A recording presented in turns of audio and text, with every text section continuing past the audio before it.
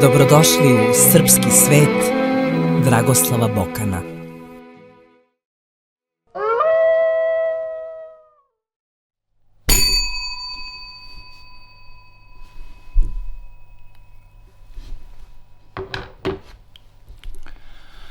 Srpski svet Dragoslava Bokana, pomaže Bog. Ovo je u stvari nulta emisija, kako bi to rekli starinskim rečnikom, iako piše broj 1 na tabli. Tu vidimo odmah, onaj ko pažljivije pogleda, da će imati priliku da oseti i krv i osmehe i suze onoga svega što čini srpski svet i Dragoslava Bokana i svih nas. I za početak bih rekao da ovaj podcast neće da se bavi politikom, iako smo natopljeni tom atmosferom svi zajedno i nekom čudnom gravitacijom građanskog rata i nepoverenja, pa bih malo to razvejem tako što bih podsjetio da je pogled na svet ono što nas spaja međusobno, ono što nas vodi kroz vreme, već 8 vekova, pa ajmo da ostanemo zajedno u istoj koloni. I za početak da kažem šta je to srpski svet Dragoslava Bokana, pa sam ovde za ovu priliku svečano ovako izabrao nekoliko definicija. Naše sretenje, vedri video almanah od 5 delova, neumorni zabavnik od 7 do 77 godina, kako se to nekad govorilo, tajanstvena riznica, osmatračnica onoga što je bilo, što jeste i što će biti, digitalna kula i uporište, naša lepa Srbija i romantična Evroazija, bratska Rusija i čudesni svet, hram u vremenu,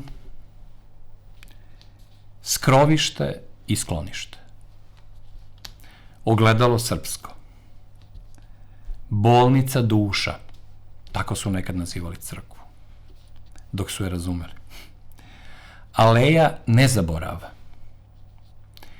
ikone naših milih predaka, dodir vremena sa večnošću,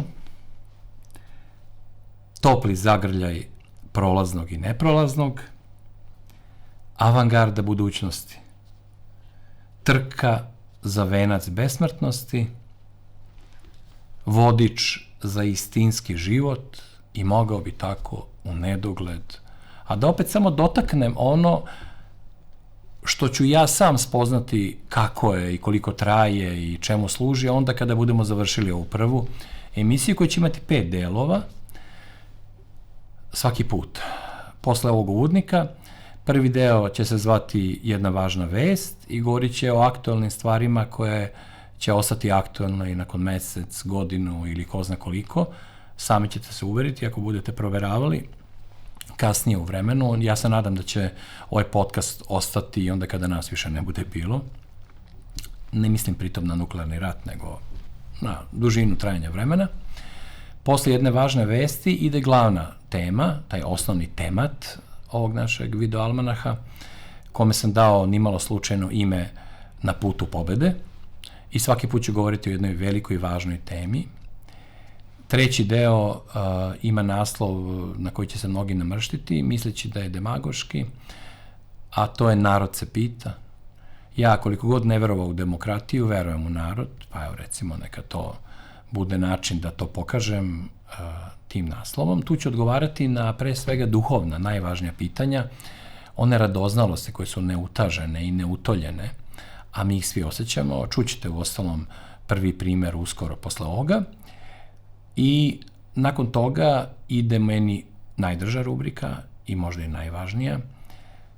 Ona je nastala na tragu jedne emisije koje je Stanislav Krakov, veliki srpski heroj i umetnik, dok je vodio Radio Beograd kao direktor uoči Drugog svetskog rata. On je imao rubriku da je svakoga dana govorio o jednoj važnoj ličnosti srpske istorije i to najčešće nekom heroju, nekom junaku. Pa ja ću u svakom nastavku ovog podcasta u srpskom svetu Dragoslava Bokana će se oglašavati iz privremenog, nezasluženog zaborava mnogi od onih koji su zaslužili da im pamtite i ime, i lik, i delo i da oni budu vaši vodiči i uzori u životu, pa ćemo to, tako ćemo da se družimo i sa našim mrtvima i milima.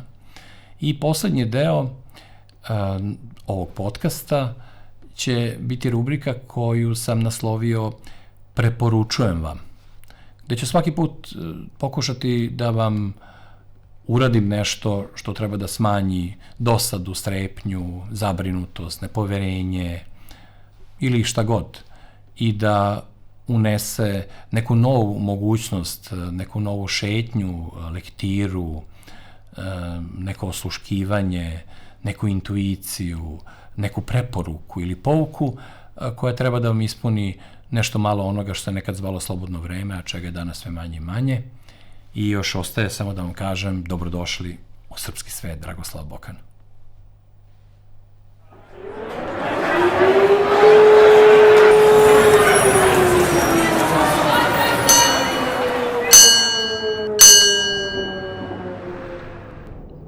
Snage bezbednosti Ruske federacije su otkrile pokušaj atentata na jednog od najneobičnijih i najzanimljivijih ruskih tajkuna, Konstantina Malofejeva, koji je predsednik korporacije i televizijskog kanala Carigrad i u zadnji čas su uspeli da spreče da ga ne zadesi sudbina koja je, nažalost, pogodila kćerku Aleksandra Dugina, najznačajnijeg savremenog evropskog i ruskog filozofa, Dariju, koju su digli u vazduh teroristi iz Ukrajine.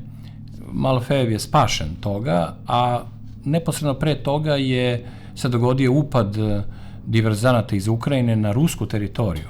Ne samo na ovu rusku teritoriju koja je proglašena u oktobru prošle godine od Novorusije, te 4 oblasti, nego baš rusku teritoriju, one zemlje koja je potpuno van svih granica i svega onoga što ima ikakve veze sa Ukrajinom. Upali su teroristi, maltretirali ljude u jednom malom mestašcu i tamo pucali u neki autobus, ranili neke ljude i neko dete, pokušavali da zastraše sve, ali ono što je zanimljivo za našu rubriku Jedna važna vest je to što su ljudi koji su sve to učinili i koji su pokušali neuspešno da podmetnu bombu ruskom najpravoslavnijem tajkunu i koji su upali na rusku teritoriju i vršali tamo, su Rusi. To je ono što je najneobičnije i ono o čemu ćemo pričati ovog puta u našoj maloj rubrici, uvodnoj, a to je da u ukrajinskoj vojsci imate sad u ovom trenutku negde oko 500 etničkih Rusa koji su došli iz Rusije i priključili se aktivno operacijama ukrajinske vojske koje su brutalne, surove, bez milosti za zarobljene ruske vojnike. Oni zajedno sa njima napreduju, imaju isti odnos kao i oni prema svojim sunarodnicima, ne reaguju na one jezive primere rasizma pokazanog prema ruskom jeziku, ruskoj crkvi, ruskom narodu, državi i kao neki čudni robovi glume ludilo i borave u vojsci svojih neprijatelja, ali istovremeno se ne smatraju ni izdajnicima, niti ljudima koji su pali i izgubili veru, već naprotiv, oni sebe smatraju ruskom elitom. Oni govore o tome da su oni pravi Rusi, da ako oni kažu iako su Rusi, nisu Rusi. To jest, njih je bezumni, apsolutni, fanatični antikomunizam doveo dotle da, poistovećujući Rusku federaciju sa nekadašnjim Sovjetskim savezom, nastavljaju da, boreći se protiv tog sad nepostojećeg boljševizma i komunizma, oni ruše čitavo rusko društvo, kako oni kažu, sistem, jer smatraju da će se Rusija osloboditi onda kada bude bila podeljena na desetine regija, kada bi je stranci okupirali, Ruse sveli na državicu koja je manja od nekoliko evropskih zemalja i uveli ono što i Hitler hteo da uvede u Drugom svetskom ratu, ali nije uspeo. I oni se i služe tom tradicijom. Znate, od momenta kada je Oktobarska revolucija raspolutila rusko društvo i nekadašnju carevinu na dva dela, gde su jedni pre svega iznad svega stavljali državu i sudbinu države, a drugi stavljali ideju, društvo, ideologiju, monarhizam. Došlo do jednog jakog sukoba i jednog žestokog građanskog rata koji je trajao dugo vremena i tek skoro je završen sa izuzetkom ovih ludaka o kojima ćemo ovde prozboriti par reči.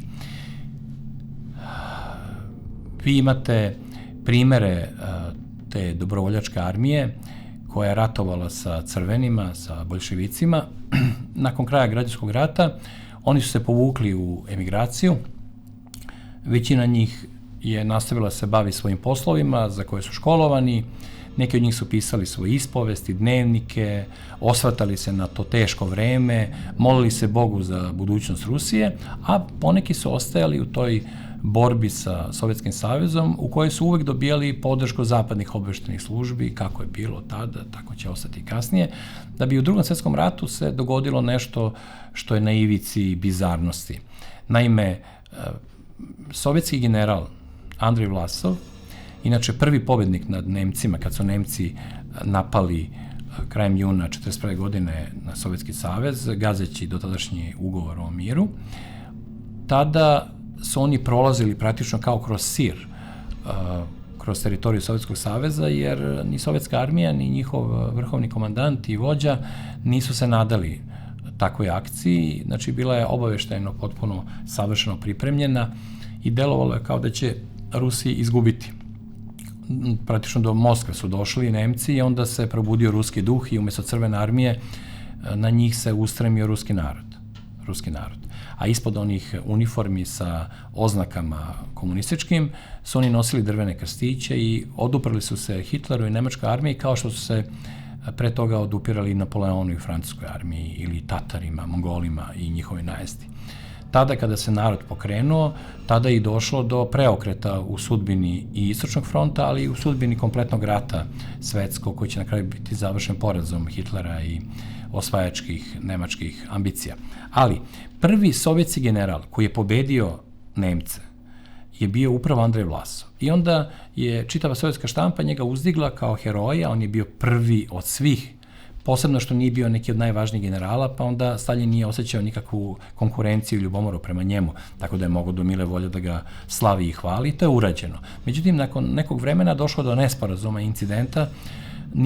Andrej Vlasov nije želao da ispuni neka naređenja, smatrajući da će time da bezrazložno izginu njegovi vojnici, i kako god bilo, on je prešao na drugu stranu. Prešao na stranu Nemaca, Wehrmachta, i tamo je rekao da on želi da se bori za oslobođenje Rusije od komunizma, da on shvatio da dok se Rusija ne oslobodi od komunizma nema ništa od budućnosti ruskog naroda, napisao neki proglas ruskom narodu i priključio se Nemcima. Ta vojska koja se nazvala Ruska oslobodilačka armija, ROA, ona je narastala velikom brzinom i na kraju, u nekom vrhuncu svom, imala je, verovali ili ne, 1.000.000 vojnika.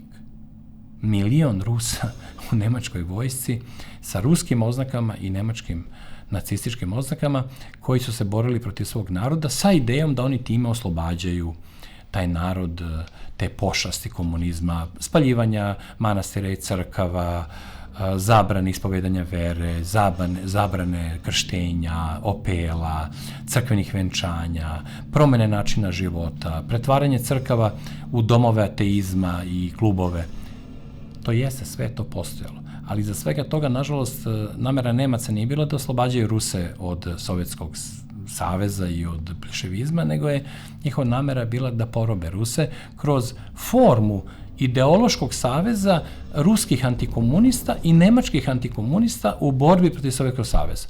To je sve bila jedna mala, velika zamka, prilično providna iz današnje perspektive, na koju je naseo nesrećni Andrej Vlasov i njegova armija je nestala, istopila se, stradala krajem Drugog svjetskog rata, a on i njegovi zamenici su se predali Englezima, koji su ih naravno isporučili Staljinu i oni su pod strašnim mukama stradali nakon toga. To nije bilo toliko aktuelno, niti toliko važno, da oni nemaju sad svoje nastavljače i to u mnogo goroj formi nego što su bili oni. Jer šta god mi govorili o Vlasovu i njegovim vojnicima, mi moramo da priznamo da su se oni na svoj naivan i pogrešan način, radeći protiv koristi svoje države i potomstva ruskog, ipak borili, makar su mislili da se bore za svetu Rusiju. Da se bore za onu Rusiju duhovnu, pravoslavnu, koja u sebi ujedinjuje sve što se dešavalo od svetog kneza Vladimira, pa preko velikih duhovnika i vojskovođa, sve do izbijanja revolucije. Oni su bili u zabludi, ali su makar imali tu zabludu. Ova njihova ekipa degenerisanih potomaka i naslednika koji nose znak jednog od poznatih tih ruskih antikomunista Viktora Larionova, koji je imao organizaciju početkom 20. godina koja se zvala Krug bele ideje, oni koriste taj znak i nose ga na svojim uniformama uz ukrajinsku zastavu i ubijaju ruske civile, prete ruskom predsjedniku i Rusima, ispoljavaju agresivni politički rasizam i svi, bez razlike, pripadaju neopaganizmu. Oni svi mrze Hrista, mrze veru, mrze pravoslavlje, isto kao što mrze komunizam. Naravno, u prvi plan ističu mržnju prema komunizmu jer im to isplativije, pokušavajući da se tako ipak nametnu i dobiju neke simpatije i naklonost koju je stvarno teško zaslužiti iz pozicije koju oni zauzimaju. Oni imaju svog vođu, jednog superheroja te antiruske, a kao ruske priče, koji se zove Denis Kapustin. On je uzeo nadimak, to jest lažno prezime Nikitin, i kao Denis Nikitin on deluje, daje intervjue, on je čovek lepog stasa, prijatnog glasa, inteligentan, razložan, nemucan, nije zbunjen i ima svoju mantru koju stalno ponavlja. On je dugo vremena bio uzor desničarima u Italiji, Velsu, Americi. Čuveni Robert Rundo, kao možda jedan od vođa te američke radikalne neonacističke desnice, je bio zadivljen slučajem Denisa Nikitina. Uz to Denis Nikitin je započeo stvaranje MMA turnira, tih gladijatorskih borbi, ali u kojima nisu učestvovali sportisti, već i desničari. Znači, ljudi koji su hteli da se oprobaju i da pokažu i hrabrost i da pokažu da vide koliko su snažni. Kakvi su u borbi. I on sam je učestvovao u tim borbama, pobeđivao. On je ono dete adrenalina koje je volelo tuče radi. On je bio jedan od vođa navijača, prvo u Kelnu, gde je zajedno s majkom otišao kao 17-godišnjak iz Rusije i živo jedno vreme u Nemačkoj. Kao što je sam rekao, nikad nije voleo fudbal, nije volim da ga gleda, ali je voleo tu ideju fudbalskog navijanja i pribijanja protivničkih navijača. Nakon toga se vratio u Rusiju. U Rusiji je pokrenuo MMA turnir Duh ratnika, družio se sa ruskim neonacistima, njima se priključili ukrajinski, kijevski, neopaganski nacisti i zajedno su se borili i tragali za nekim svojim idealima potpuno van realnosti, van vremena, van narodnih i nacionalnih potreba i interesa, posebno Rusije, da bi se desio jedan događaj koji je ostao zabeležen u istoriji fudbala. Naime, 2016. godine, na početku evropskog prvenstva u Marseju, se grupa ruskih navijača sukobila sa engleskim navijačima. To je bio masakr Engleza, jer je 100-tinjak tih Rusa pod vođstvom Denisa Nikitina njima polomila kičmu, kako bi to rekli, i to ne samo simbolički, već i doslovno. Dan danas neki u kolicima se pokazuju na BBC-u kad se govori o huliganstvu. On je stao iza toga i već brzo posle je usledila istraga i on je morao da napusti Rusiju. Pobegao je u Kijev. Tamo je otvorio klub Rekonkvista. U tom klubu je organizovao MMA borbe, gde su dolazili desničari iz cele Evrope i dobrog dela sveta. On je bio njihov nezvanični vođa i kada je izbila specijalna vojna operacija u februaru prošle godine, on se priključio, pošto je bio jako dobar prijatelj sa ljudima iz desnog sektora, iz grupe Sloboda i bataljona i partije Azov, on im se priključio i zajedno sa njima krenuo u borbu protiv Putina, kako on kaže, protiv ruskog sistema, protiv Čečena i Dagestanaca u Ruskoj federaciji, da on traži čistu Rusiju sastavljenu od Rusa, iako postoji podatak da kada je otišao u Nemačku sa majkom, kojega se inače kasnije odrekla, on je tražio izbeglički status sebe navodeći kao Jevrejina koji ima probleme i tako je tražio neku vrstu pomoći, tako da je on bio, kako bi to rekli, čovek slične nacionalnosti kao i Zelenski ili kao Žirinovski. Međutim, za razliku od njih, on očigledno nije se vezao za onaj prostor u kome je živeo i radio, onaj prostor u kome je odrastao, već je krenuo da provocira, kao nekakav ludi panker koji se otkačio potpuno i umesto da provocira policiju rusku, on je krenuo da je ubija. Umesto da ismeva rusku vojsku, on je krenuo da puca u njih. Umesto da ubeđuje ruski narod da napusti Putina, on je krenuo da ubija taj glupi narod koji ne razume njegove visoke ideale. Znači, to je jedna ekipa ljudi, među njima je neki tip koji je bio vođa nekog Votan Jugenda u Rusiji, onda jedan bivši KGB-ovac iz Belorusije kojim se priključio, onda jedan momak koji je radio u FSB-u, koji je takođe prišao njima, nekoliko ljudi koji su imali tu sudbinu hapšenih zbog tih navijačkih sukoba i prebijanja raznih kavkaskih naroda u Rusiji i pravljanja međunacionalne i međuverske mržnje, i on ih je sve okupio u sebi i ta mržnja ih spaja, ona ih povezuje. I on je sad postao simbol nekog antiputinovskog otpora i njega Ukrajinci koriste na nekoliko načina. Pre svega, hoće da dokažu da oni nisu baš protiv svih Rusa, što naravno nije istina, ali eto, imaju primer, kao što su Ustaše uvijek imali neke Srbe koje su tetošili ili čak oblačili u svoje uniforme da bi pokazali da oni, eto, nemaju ništa protiv Srba, nego samo protiv nekih Srba, protiv nekih nemaju. Tako isto je on postao politički korektan, poželjan Rus za Ukrajinsko ministarstvo odbrane. S druge strane, on je idealan da obavlja terorističke akte na teritoriji Rusije, jer onda Ukrajina nije ništa kriva. U smislu, Rusi sa ruskim pasošima dolaze u Rusiju i tamo se bave terorizmom. Znači, to je nešto što ne pripada agresiji i teraktu, već je to, po toj logici, unutrašnja borba građana Rusije, nezadovoljnih vlašću, protiv tog sistema koji se nije promenio već decenijama.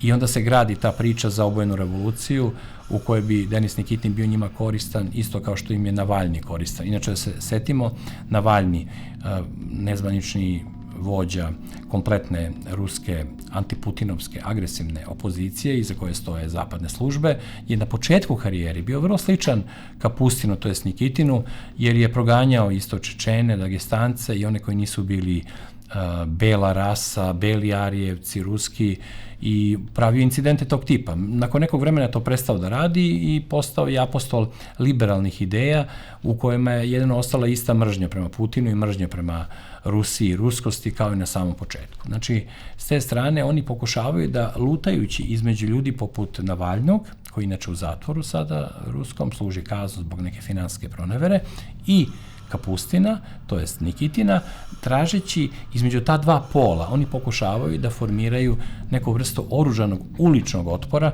koji bi trebao da dovede do smenjivanja vlasti u Rusiji, gde bi oni to potpomogli preko svojih agenata uticaja, svojih spavača, novca, svega onoga što ide i što su već pokušali da urade pre toga u Belorusiji, pa još pre toga u Gruziji, nažalost delom uspeli u Srbiji posle 5. oktobra, uništili Libiju i čitavu Severnu Afriku, posvađali, stvorili haos u zemljama koje su živele stabilno i bile možda i najbolje u istoriji tih zemalja do tada po načinu na koji su ti ljudi živeli, dok nisu tim uličnim revolucijama, obojenim revolucijama, kako su nazvane, došle do stanja da u njima zavlada haos i beznađe. To isto oni pripremaju Rusiji i u tome im pomažu upravo ljudi kao što je taj nesrećni MMA borac, hrabar čovek, on pun nekih ožiljaka u tim borbama, on ne beži od protivnika, ali nažalost ima nečeg đavolskog u njemu, ne samo u tim satanističkim simbolima, on koristi crno sunce, to je nešto što se ezoterijski objašnjava kao unutrašnja svetlost, nevidljiva, zato je crna. Svetlost pogleda kao unutra, neka spolja. To je bio i simbol onog čuvenog zamka u Wewelsburgu, SS okultnog zamka, u kome su novi vitezovi nacističkog poretka, sledeći primere kralja Artura i germanskih starih kraljeva, pokušavali da naprave jednu nakaznu, bizarnu varijantu u svetu koji više ne živi u toj gravitaciji. Eto, oni su to uradili uprko svakoj logici i s tragom tog bizarnog eksperimenta vi imate deo neonacističke, te alternativne ideološke scene i imate te ljude koji su se ponudili Ukrajini da u najstrašnijem trenutku po svoju otadžbinu dolaze i tu istu otadžbinu koriste kao metu i kao svog neprijatelja, dajući sve moguće argumente, propagandne i sve ostale Ukrajincima, žrtvujući svoju dušu i dušu svoje zemlje. Oni su protivnici Svete Rusije, oni su protivnici pravoslavlja, oni su protivnici Ruske federacije i ono, kako oni sami kažu, rosijanstva. Jer Rusi su jedna etnička grupa, ali rosijanska priča, imate rosijanske Čečene, rosijanske Dagestance, rosijanske Jevreje, rosijanske Ruse, rosijanske razne nacije i plemenske grupe u okviru Ruske federacije koji zajedno se bore za rusku ideju na svoj način, prepoznajući borbu sa Ukrajinom i sa Amerikom kao odsudnu borbu i za opstanak njihovog načina i pogleda na svet, njihovih običaja, njihovih porodica. U svemu tome se odjednom pojavljuje čovek koji se nekada borio za slične ideale, ali na jedan paganski, nehrišćanski način, koji se priključio najgorim neprijateljima svih njih i svog naroda uz to. Neće ga pamtiti istorija, on to ne zaslužuje, ali zaslužuje ovu malu emisiju i podsjećanje na to gde može da vas odvede mržnja prema sistemu koji vlada u vašoj državi. Može od vas da napravi neprijatelji i vašeg naroda i njegove sudbine. Može da vas udruži sa najgorim neprijateljima koje vaš narod ima i da vi zajedno sa njima činite razne terorističke akte, planirate ulične revolucije, činite sve što možete da ne prepoznajete u državi svojoj, u našem slučaju srpskoj državi, da ne prepoznajete ono što je država srpska. Znači da ne prepoznajete u srpskoj državi srpsku državu. I time samim govorite o nekoj drugoj, idealnoj srpskoj državi kako biste vi voleli da zajedno sa CIA-om, sa MI6-om, sa Hrvatskom obaveštajnom službom, sa prištinskim službama, zajedno sa njima da donesete i preko ulične revolucije izvedete i sagradite u Srbiji. To neće nikad moći da prođe. Ali ako ništa drugo, mi makar nemamo tog Denisa Nikitina, niti neku ličnost koja bi mogla da pretenduje na takvo mesto, pa onda samim tim ta opasnost prolazi, ali ona ostaje kao uvek otvorena opasnost. To da se pojavi neko ko kaže Srbija nije idealna i onda u ime toga uništava Srbiju. I to zajedno sa njenim najgorim neprijateljima. Toga mi imamo i kod nas, ali u političkom smislu. Ovde je to direktno sa oružjem u ruci i radi se na jedan bezočan način koji prosto čoveka čudi. Ja kad gledam intervjue sa Nikitinom, dođe mi da ga pitam onako kroz staklo, kroz televizor, da ga pitam, čovječe, si ti normalan? Gde je ta tvoja ruskost? Gde si ti taj veliki Rus? Gde si ti taj heroj i borac kada je tvoja borba ubijanje zarobljenih ruskih vojnika i ismevanje Rusije zajedno sa najvećom mržnjom u istoriji rusofobije, a to je mržnja u savremenoj Ukrajini. Eto, zaslužio je ove minute kao upozorenje za nas. Aktuelnost te priče nije u teraktu protiv Konstantina Malofejeva ili upadu u rusku oblast, već u opasnosti da i neko od nas zbog antikomunizma, zbog mržnje prema sistemu, prema nepravdama koje postoje u svakoj zemlji, pa je i kod nas, da zbog svega toga zaboravi na to da postoji nešto gore od svega, zove se izdaja, a to je priključiti se srpskim neprijateljima i ostvarivati njihove ciljeve, a sa srpskom trobojkom, ikonama ili na bilo kakav drugi način. To moramo da izbegnemo na svaki mogući način i to čini ovu priču aktuelnim za nas Srbe.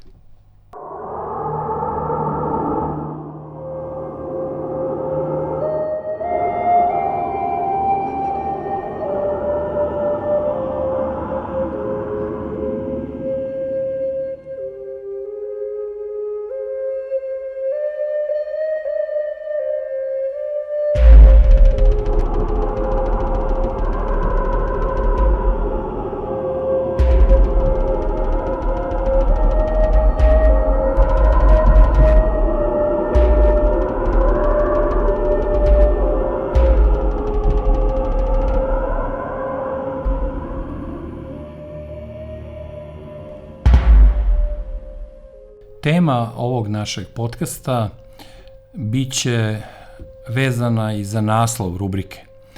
Rubriku nimalo slučajno sam nazvao Na putu pobede, a govorit ćemo o pobedi i o tome kakva je razlika između hrišćanskog, pa samim tim i srpskog pravoslavnog, svetosrpskog doživljaja pobede i nekog drugačijeg koji dolazi iz ateizma, komunizma, iz neverice, iz paganstva, iz nerazumevanja te duboke filozofije i smisla hrišćanskog koji mi već 8 vekova poznajemo, pa u posljednje vreme smo malo prestali da razumemo kakvi smo bili, a i samim tim kakav je naš odnos prema pobedi.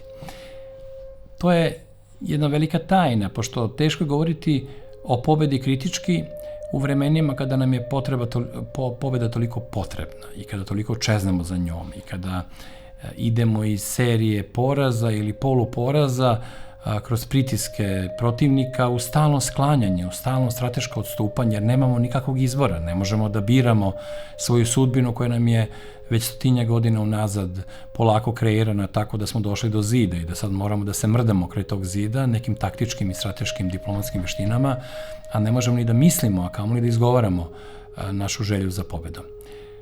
Srećom, hrišćanstvo nas uči da pobeda nije tako jednostavan spoljašnji pojam, da možemo na razne načine da pobeđujemo i pravoslavlje nas uči tome da je hrišćansko poimanje pobede pre svega i najviše vidljivo u takozvani pobedi u porazu. Pobedi kroz poraz, to jest pravoj pobedi kroz navodni spoljašnji poraz. Primjera je bezbroj. U samom hrišćanstvu, novozavetnom, vi imate osnovni arhetip Hristove sudbine, njegova Golgota i upravo ta priča. Jer šta je nego poraz kada neko ko dođe kao bogočovek na zemlju, ko može da vaskrsava mrtve, da hoda po vodi, da čini čuda, kada on biva išiban, nateran da nosi krst sramote, ispljuvan, izvređan i onda razapet na krst gde dugo vremena umirao kao bilo koji smrtnik. I to je u stvari nešto što bi svako sa strane, a i tadašnji Rimljani i tadašnji pripadnici judejskog naroda su to videli kao njegov poraz. Mi danas svedočimo svi i njegove pristalice i oni koji su njegovi protivnici, mi vidimo da je to bila velika pobeda. Kroz vaskrsenje koji će uslediti neposredno nakon te Golgote i nakon privida smrti. To da nakon privida smrti često dolazi do vaskrsenja. To je ono da vaskrsenja ne biva bez smrti. To je jedna velika tajna pouka koju su naši preci znali, zbog čega su mogli da izdrže fizičko ropstvo, jer su znali da u tom fizičkom ropstvu oni nisu pobeđeni.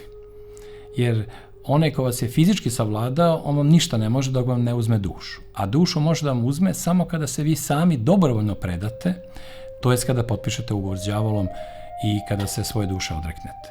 Znači, pobeda nad vama je nemoguća onda dokle god se vi odupirete. Pobeda nad vama je nemoguća ako zadržite dušu u sebi. Pobeda nad vama i nad vašim narodom ne postoji ni kao šansa ukoliko vi sami ne kažete sve gotovo, nema ništa smisla, ajmo da krenemo iz početka, što izigravamo nekakvu ludačku naciju na Balkanu, pa nije moguće da smo mi jedini u pravu, da svi koji su protiv nas nisu u pravu. Znači, ta logika sopstvenog poraza, kada padate ne samo na leđe gde uvek ustajete, nego i na kolena, dobrovoljno, to je u stvari definicija toga da vi pristajete na onaj poraz koji nema nikakvu vlast i silu nad vama dokle god se držite pravoslavnih saveta naših predaka. Ukratko ću pomenuti nekoliko tih najpoznatijih arhetipova, tih primjera pobede u porazu. Znači, prva je Golgota Hristova, koju smo već pomenuli, i vaskrsenje. Druga, čuvena, zbog koje i po kojoj sam ja dao ime jednom od svojih sinova Leonida, je podvig, a podvig je u stvari ime te pobede u porazu. Podvig je podvig spartanskog kralja Leonide i njegovih Spartanaca, koji su svi izginuli, ne dopuštajući Persijancima da prođu, iako su bili višestruko brojčano nadmoćniji, da ih poraze i da prođu kroz jedan važan strateški položaj tog termopilskog lanca. Znači oni su borili se do smrti i ostali su nepobeđeni. Jer njihova uzrečica sa štitom ili na njemu je dala mogućnost da vi imate dve opcije koje nijedna nije vezana za poraz, nijedna nije porazna, ni poražena. Jedna je da budete sa štitom, pobednici, a druga je da budete na štitu, kao poginuli heroji koji se nisu predali. Znači, sa te strane, primer Spartanaca i Leonide je jedan od velikih primera iz istorije koji svedoče o tome da ostaju nepobeđeni čak i oni koji su pobijeni do zadnjeg od strane protivnika. Treći primer koji bih za ovu priliku izuzeo od bezbroj sličnih je tragedija svete porodice, carske porodice Romanov, kada su na izgled izgubivši carstvo, izgubivši slobodu, na kraju ostali bez svog života i car Nikolaj II. Romanov i njegova supruga i njegove ćerke i sin, naslednik. Oni su stradali rukom revolucionara, ubijeni, bačeni u krečanu, na njih je bačena sumporna kiselina, oni su nestali fizički, njihovo društvo, njihovi običaj, njihovo carstvo, njihova politika je bila pregažena nekom čudnim točkovima istorije, ali eto, toliko vremena posle toga, više od 100 godina nakon njihovog stradanja, oni su danas življi nego ikada. Oni danas vladaju ljubavlju i srcima ruskog naroda. Njima se podižu ti hramovi na krvi izgrađeni, specifična vrsta hramova posvećenih mučeništvu velikih hrišćanskih heroja u koje je upao i taj car. Sećamo se kako je jedna rođaka njihova reagovala, to je sestra caričina, reagovala kada je čula da su ih boljševici uhapsili i da će verovatno stradati. Ona je rekla, Bogu hvala na takvoj sudbini. Oni će stradati kao mučenici i nikada neće umreti. Njene reči su se, Jelisavitine reči, koja je isto postala svetiteljka i kanonizovana zbog svog besprimernog junaštva, su se obistinili. I to je još jedan dokaz da je njihov poraz njih uveo u slavu i u besmrtnost, a da bi njihova pobeda bila samo nastavak politike sa mnogobrojnim neprijateljima, protivnicima, uvredama, klevetama. Oni su izašli iz te atmosfere, iz tog blata i uzdigli se i evo dan danas svetle svojim primerom, postajući neka vrsta nekog moralnog uzora, idealne svete porodice u današnjoj Rusiji. Imamo jedan primjer popuno drugačiji, čime bi prešli na neku vrstu srpskog tla na temu istorije poraza koje nisu bili porazi, a to je sudbina Nikole Tesle.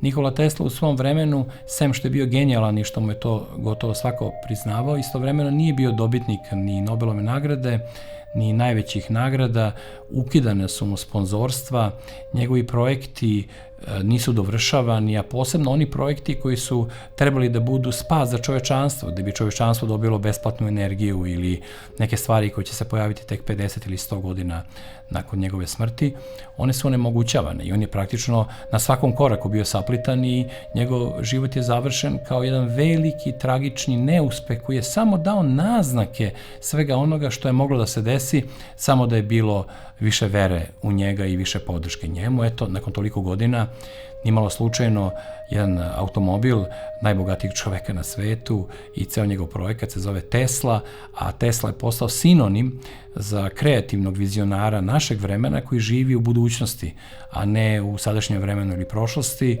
I taj Srbin iz Like, sin pravoslavnog sveštenika, koji je odmah po rođenju dobio ime Nikolaj, baš svetiteljsko ime, iako je koristio kasnije ime Nikola, i odmah je bio upisan u tu ličku regimentu od samog početka, jer su svi u njegovoj porodici bili ili pripadnici oficirskog kadra u Austriji tadašnjoj ili pripadnici srpskog pravoslavnog sveštenstva. Primer Teslin nas hrabri u tome da, bez obzira kojim se poslom bavili, pa čak i bez obzira na to što niste stradali mučeničkom smrću, vi možete da vaskrsnete iz prividnog poraza. Sad, da pređem na jednu čitavu seriju srpskih podviga, gde bih naravno počeo sa Kosovskom bitkom, koja nije bilo naravno nikakvo srljanje u namernu smrt, nije bilo nikakvo kolektivno samoubistvo jedne vojske, jedne države. To su bili ljudi koji su bili spremni na smrt, koji se nisu plašili smrti. To je tajna tog podviga.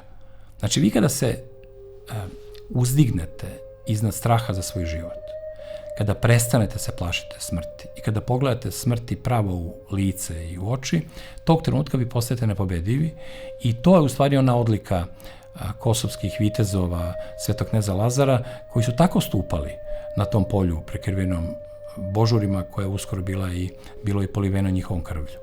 Oni su izgubili jednu bitku, delom, možda su je delom i dobili, ali u svakom slučaju ta vojska je nestala u tom trenutku, tog 28. juna 1389. godine, ali ta kosovska bitka i dan danas traje zahvaljujući njima i zahvaljujući njihovom primeru. To seme posejano u našu istoriju, ono daje svoje plodove i u onom delu našeg podcasta, kada budem govorio o srpskim junacima kroz srpski vijenac, uverit ćete se da i dan danas postoje ti kosovski vitezovi, iako su obučeni neke drugačije uniforme i pripadaju našem dobu.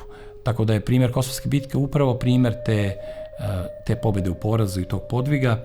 Tu nam je naravno i sveti despot Stefan Lazarević, koji je sačinjen od istog materijala kao i njegov otac, sveti knez Lazar, koji je isto tako vešto baratao oružjem, bio veliki junak i vitez od viteških turnira, pa do tih bitaka kojima je učestvovao čas na turskoj, čas na ugarskoj strani, kao vazal, ali kao fizički vazal, nikada duhovni vazal. Naime, on je uvek nosio pravoslavni krstaš barjak iznad sebe, bez obzira s kim je ratovao, jer je njegova vojska uvek ratovala u ime Hrista, a protiv neprijatelja koji im se suprotstavljao sticajem okolnosti.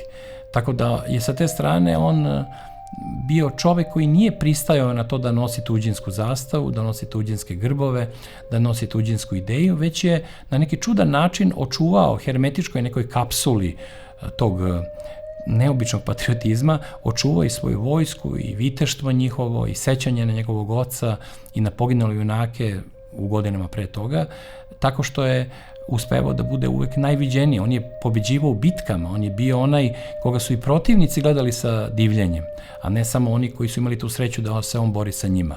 Tako da je sa te strane despot Stefan Lazarević isto pokazao da je bio u poziciji svog oca zajedno sa njim, rame uz rame, tada ima 12 godina, ali da je bio dovoljno odrastao, on bi zajedno sa njim išao na ravno polje Kosovo i tamo mirno položio svoj život, znajući šta čini, zbog čega čini, bez trunke straha. I nije on bio manje hrabar od svog oca, nego je živeo u drugom kontekstu, on je živeo u drugoj situaciji. I Srbiji je bilo potrebno nešto sasvim drugo nego 10 godina pre toga, u vreme kada je njom vladao njegov otac sveti knez Lazar. Uostalom, crkva, priznajući svetiteljstvo jednom i drugom, spajajući ih posle smrti i kroz naše poštovanje, ali i kroz to da su ušli u knjigu svetih, među srpske svetitelje, isto izjednačio taj njihov svetosavski podvig kroz Kosovski zavet kneza Lazara i njegovog sina despota Stefana. Imamo treći veliki podvig, to je odlazak Svetog Save u manastir, to je Rastka princa Nemanjića, koji je kao vladarev sin nakon jednog razgovora rešio da prekine svoj dotadašnji život i sa dvora da odjaše galopom, bežeći od očeve potere, na Svetu Goru. Tamo je proveo teške godine u nenormalnim okolnostima, užasne klime, gladovanja, hladnoće, bolesti, pirata i razbojnika, smrtnih opasnosti na svakom koraku i uspeo je da tamo stvori klicu nečega što će postati kasnije autokefalna Srpska pravoslavna crkva i očuvati se sledećih 8 vekova, evo sve do dana današnjeg, s tim što Sveti Sava kao naš večni arhijepiskop, kako su ga nazivali i sveti otac Nikolaj Velimirović i sveti Ava Justin Popović, on i dan danas živi sa nama, moli se za nas, boravi sa nama, daje nam snagu, predstavlja neki drugi pol despota Stefana i kneza Lazara i sedi na tronu patrijarha Srpske pravoslavne crkve zajedno sa onim ko u ovom vremenu obavlja tu dužnost. Tako da sa te strane je odlazak Svetog Save u manastir je u stvari stvaranje, njegovo vajanje ličnosti. On je postao to što mi danas pamtimo od onog vitkog i radoznalog dečaka koji je odjehao tamo u pravcu Ruskog manastira na Svetoj Gori. On se vratio u Srbiju kao ozbiljan duhovnik i veoma ozbiljan čovek koji je čak uspeo najteže što je moguće među Srbima, a to je da pobedi mržnju dva brata rođena i da spreči građanski rat koji je nosio užasne žrtve u tom vremenu. On je to sprečio i da Srbiju pokore neki od kraljeva i vladara iz srpske okoline i ostavio tragove i u školstvu i u medicini, u prosveti, u diplomatiji, ali pre svega i iznad svega u molitvi i u tome da mi znamo ko smo i odakle smo. Uostalom, on je već tada, znači na samom kraju 12. i početkom 13. veka, stvorio jednu drugačiju ideju države i nacije. Znači, naš nacionalizam srpski, ako ga uopšte možemo tako nazvati, je u stvari osnovan na srednjovekovnim hrišćanskim modelima doba vere, a ne na 19-vekovnim revolucionarnim, sekularnim, antihrišćanskim modelima koji su u stvari stvorili Italiju, Nemačku i čitavu zapadnu Evropu. I to je ta razlika što krvožedna varijanta, revolucionarna, neopaganska, ona sanja o gaženju kroz polja pune neprijateljske krvi i sanja osvajanje neprijateljskih teritorija, ne razmišljajući o pravdi. Mi, za razliku od njih, pevamo himne Bogorodici Hristu, pevamo Bože pravde, ne koristimo to satanističko moderno neka bude volja moja ili neka bude volja naša, već koristimo ono staro hrišćansko neka bude volja tvoja, Gospode, i samim tim pristajemo da budemo nešto sasvim drugo, nešto možda teže, nešto što košta više nesreća i stradanja, ali zato nas drži u istoriji na površini. I nikada ne tonemo u dubinu greha i dubinu zla dokle god se držimo tog svetosavskog principa. Znači, ti naši zaveti, koji su u stvari primjenjivanje novog zaveta u istoriji i vremenu, zavet je onako znači savez. To su oblici našeg saveza sa Gospodom. Oni su kasnije uslovili da i mnogi naslednici Svetoga Save se zamonaše i sa vladarskog prestola ili pozicije pripadnika vladajuće dinastije odu u manastir.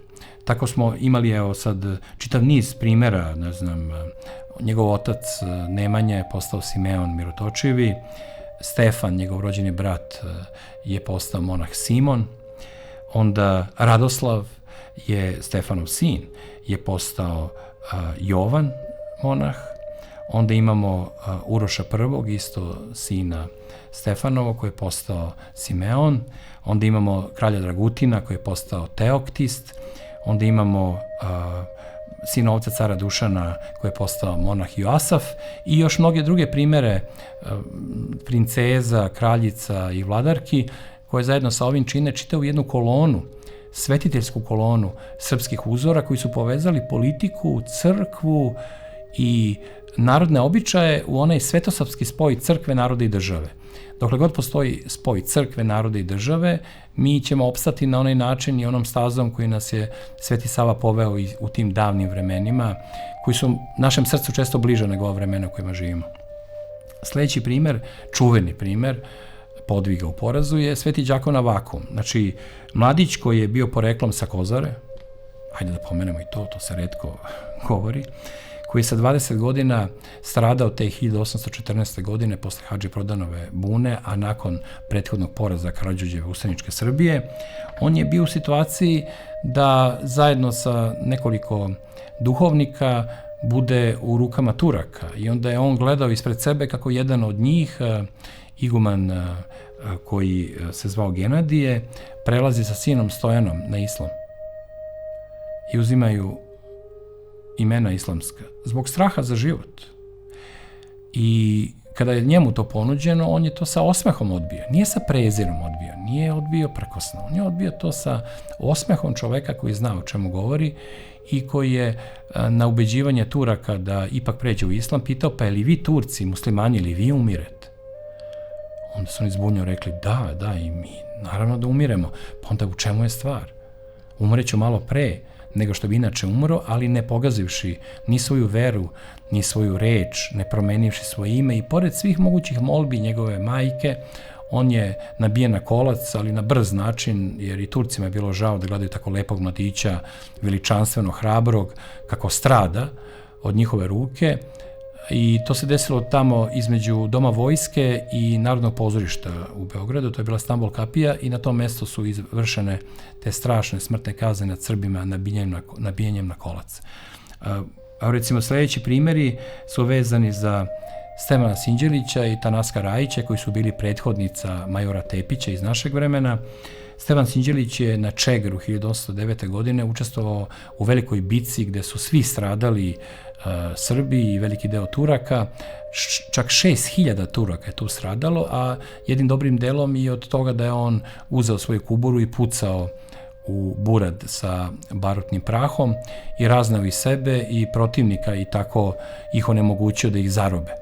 Jer poraz nije dolazi u obzir kod Stevana Sinđelića, koji je posle toga izložen, lobanja njegova nakon tog stradanja, kao i njegovih ratnika, izložena u Ćele kuli, toj najneobičnijoj pojavi i najčudnijem spomeniku zabeleženom u modernoj istoriji. Mnogi su letopisci i putopisci, prolazeći kroz Srbiju, gledajući taj čudni spomenik sa lobanjama ugrađenim u jednu neobičnu kamenu kutiju, koja treba da podsjećaju na stradanje ako se suprotstavite Turcima, u tome videli u stvari nepokornost ljudi koji su izabrali smrt, a da ostanu sa verom i istinom, a ne da zbog prolaznog života, i onako bi bili mrtvi vekovima već kada ih gledamo sad iz ove tačke gledišta, da ne izdaju sve ono zbog čega oni postoje.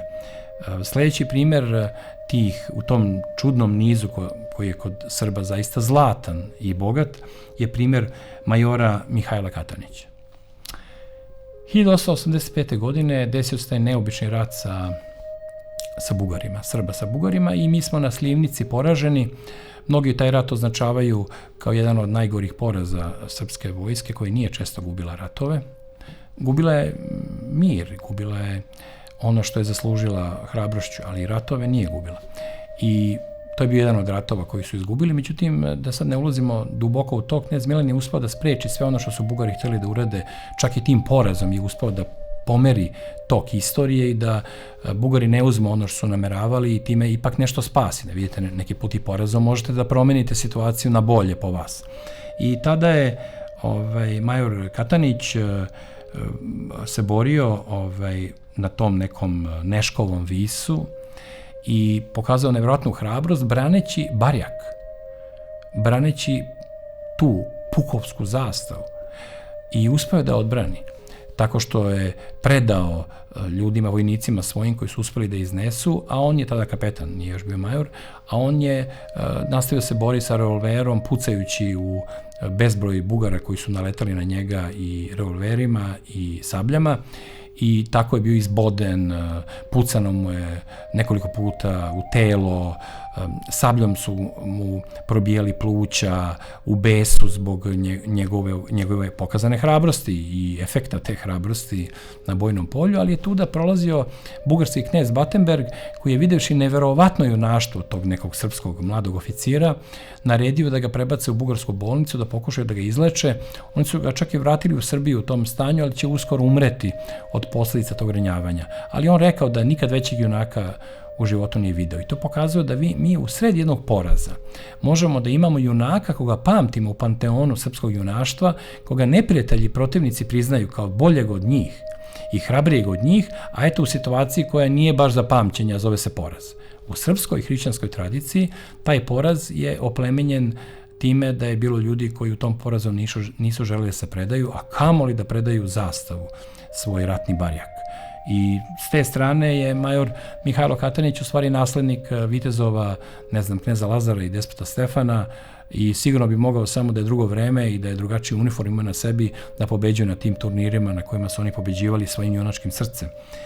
Boj ne bije svetlo oružje, već boj bije srce Mihajla Katanića, junaka. Inače, to je uličica koja prolazi odmah kraj Svetosavske i kraj hrama Svetog Save, i mnogi prolaze Katanićevom ulicom ne znajući da time u stvari dodiruju prošlost, junačku prošlost našu i primer tog velikog heroja. Ima oko njega još zanimljivih priča, ali ne bih da dužim, da bi zadržao tu osnovnu liniju te priče o podvigu u porazu. Da poraz nije unapred sramotan, loš, zao, a da ni pobeda nije unapred dobra, ni po koga, kamoli po onoga ko se ne pridržava hrišćanskih pravila i tradicije svojih zaveta. Imamo, recimo, primere odbrane Beograda u oktobru 1915. godine, kada je major Gavrilović, inače Čačanin, branio Beograd sa svojim junacima i rekao da njihovi životi više ne postoje. Da su oni predani na raspolaganje Srbiji. odlukom vrhovne komande. I da nema šta da se brinu za svoje živote, jer njih više nema.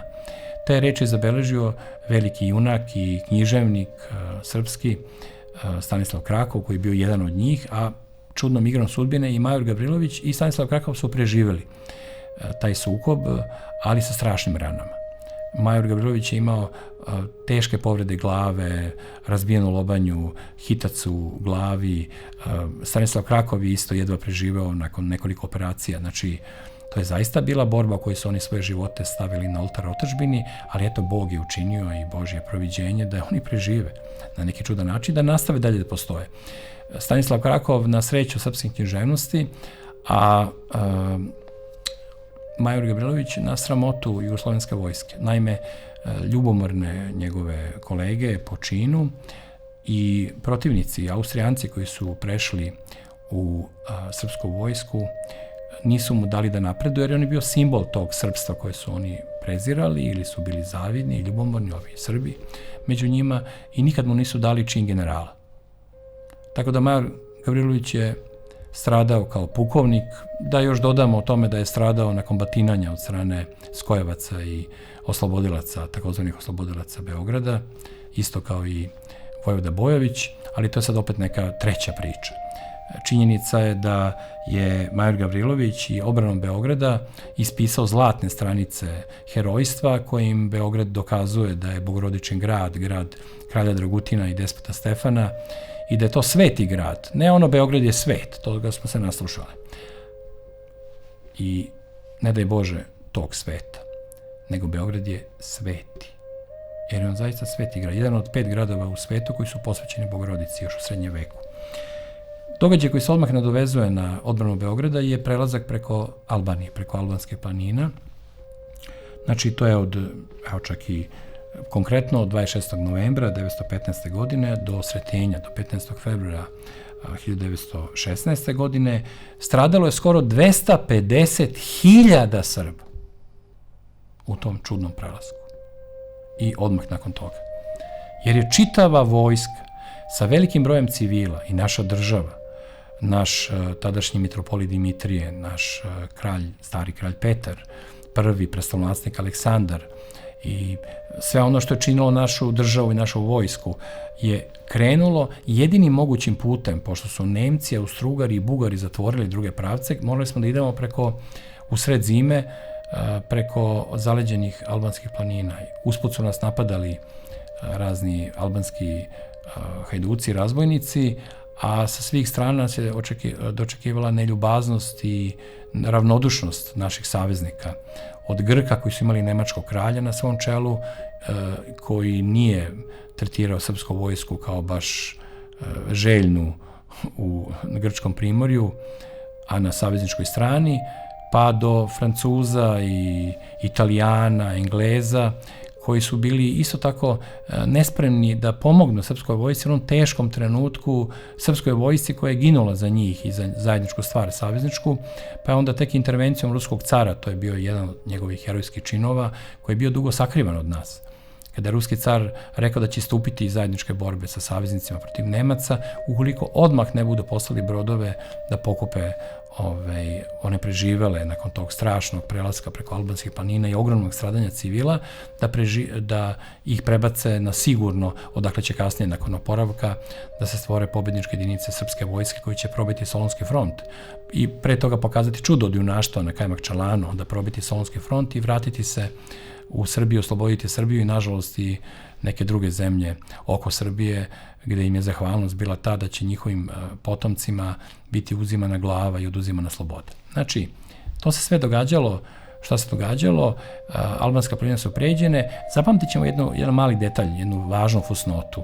Naime, Vojvoda Živojin Mišić je pre nego što su krenuli rekao da on nije za to da napustimo Srbiju i da ostavimo tu i civile, i kuće, i dvorove, i sve što imamo, čitavu svoju teritoriju, svoj identitet, da ne idemo kao čergari negde, ko zna gde ćemo završiti ko zna kako, a znao je koliko imamo protivnika na svim tim stranama, i on je predložio da se srpska vojska skupi i da to bude poslednji boj. da to bude nova Kosovska bitka, gde će se suprotstaviti Austrougarima i Nemcima i Bugarima i da ćemo mi kroz to junaštvo makar ostaviti trag za budućnost. Vojvoda Putnik i vojvoda Stepa Stepanović i mnogi drugi generali, Bojović tad još uvek nije bio vojvoda, bio je general, ali svi su bili protiv njegovog predloga, osjećajući da u drugoj varijanti koja naizgled deluje kao povlačenje, kukavičluk, neka opasna strategija, da tu postoji jača nada i šansa da se jednog dana vratimo, ozbiljno se vratimo i da ne damo kraljevstvo za konja, da ne prepustimo buduću pobedu samo trenutnom pokazivanju, spartanskom pokazivanju hrabrosti i odbili su njegovu ponudu. Naravno, Živojin Mišić nije reagovao kao što bi današnji ljudi reagovali, nije se ljutio, svađao, nije ih napao da su izdajnici, nego je rekao razume. On je dao predlog nije usvojen, idemo dalje. Država mora da postoji, nezavisno od toga da li se vi slažete ili ne slažete sa ovim ili onim predlogom nekog njenog generala ili državnika. Oni su prešli i nakon toga sudbinski znamo šta se dogodilo, vojnički smo pobedili, a ovo šta je bilo posle toga, to je opet priča za neku drugu priliku. Imamo primere generala Milana Nedića i generala Dragoljuba Mihajlovića. Dva međusobno suprotstavljena oficira, obojica heroji iz Prvog svjetskog rata, su u trenutku izbijanja Drugog svjetskog rata imali strašnu dilemu, da biraju između zla i goreg. I izabrali su. Šta je bilo zlo, a šta je bilo gore, to će buduće generacije reći. U svakom slučaju, motiv i kod jednog i kod drugog bio je srpski, bio je otadžbinski, bio je pravoslavni, bio je saosećajni sa narodom. General Mihajlović nije hteo da dopusti da srpski narod nosi na sebi žig kapitulacije, poraza, odustajanja od borbe, a general Milan Nedić je razmišljao na sledeći način. Ako podele Srbiju između Mađarske, Bugarske, nezavisne države Hrvatske i svih drugih naših protivnika koji su se ustremili na nju, a pretila je opasnost da ostanemo bez jednog uporišta, da čitava teritorija bude podeljena između naših tadašnjih neprijatelja, onda će stradati, svi, narod će stradati i neće moći neka buduća generacija da učini ono što nije mogla ta generacija. A da ne govorimo tek o užasnom stradanju civila u nezavisnoj državi Hrvatskoj, koje je upravo otpočelo pre toga, i gde je jedina šansa da se spase bar deo njih, posebno dece i civila, žena, staraca, je bio taj da se pristane neku vrstu koegzistencije i saradnje, fizičke saradnje sa Nemcima, naravno bez odlaženja na istočni front, bez osvajanja njihove ideologije, bez podizanja ruke u onaj fašistički pozdrav, ništa od toga.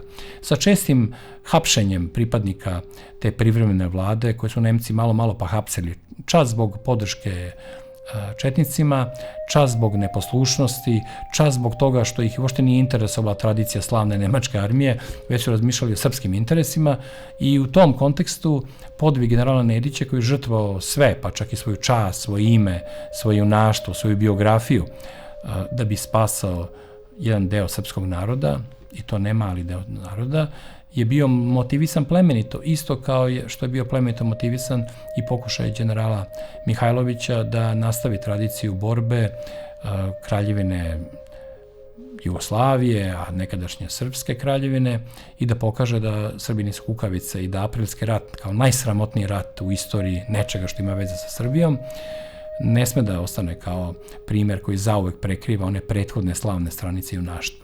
I zato krenuo u svoj otpor na Ravnoj gori. Takođe, bilo je puno Srba koji su se priključili partizanima, posebno u prvoj godini, ne znajući razliku, ideologiju, ništa nego tražeći gde mogu da se bore protiv Nemaca, protiv okupatora. Tako da ste imali razne grupe Srba. Neki su stavljali Boga na prvo mesto i crkvu, neki su stavljali slobodu i naciju na prvo mesto, neki pravdu, ali svi oni su imali među sobom i plemenite primere tog podviga, te pobede u porazu o kojoj sad ovde govorim. General Milan Nedić je ubijen sa pričom o tome da izvrši samoubistvo. Danas znamo da su verovatno razlozi ti što su mnogi krajiški oficiri Titovi bili spremni da svedoče u korist generala Nedića, zbog toga što je spasio njihove porodice iz nezavisne države Hrvatske, iz Pavelićeve vampirske paklene tvorevine, i bili su spremni da stradaju zbog toga, ali da svedoče o tome da su spašene njihova deca i njihove žene hrabrošću i plemenitošću iza koje je stajao general Nedić. Tito to nije želeo da dopusti ni pošto, niti taj cirkus da se govori o plemenitostima protivnika i onda ga je gurnuo sa zgrade Odeljenja za zaštitu naroda i države i proglašeno je da je on veliki hrišćanin, pravoslavni čovek i domaćin, da je on tobože izvršio samoubistvo, a general Mihajlović je ubijen iste godine, 46. kao i Nedić, ali na simbolični datum, 17. jula, to je onaj datum kada je pogubljena carska porodica Romanov. Tako da mi danas možemo proslavljamo jedan praznik mučeničkog stradanja ruskog i srpskog naroda kroz ubistvo porodice Romanov i cara Nikolaja II. I ubistvo generala Mihajlovića. Samo da ne zaboravim jedan mali detalj. Kada je kraljevska vlada u Londonu pod pritiskom Engleza izdala svoje vojnike i naredila im da se predaju Titovim partizanima i da pređu u redove Titove partizanske vojske, što je naravno bila čista smrt. Mnogi su tada srpski oficiri, četnici, takozvani, ili pripadnici jugoslovenske vojske otadžbine izvršili samoubistvo. Ne mogavši da podnesu to strašno poniženje. I tada je izbačen iz vlade kraljevske general Mihajlović, a umjesto njega je predložen za ministra vojnog Tito, Josip Broz Tito.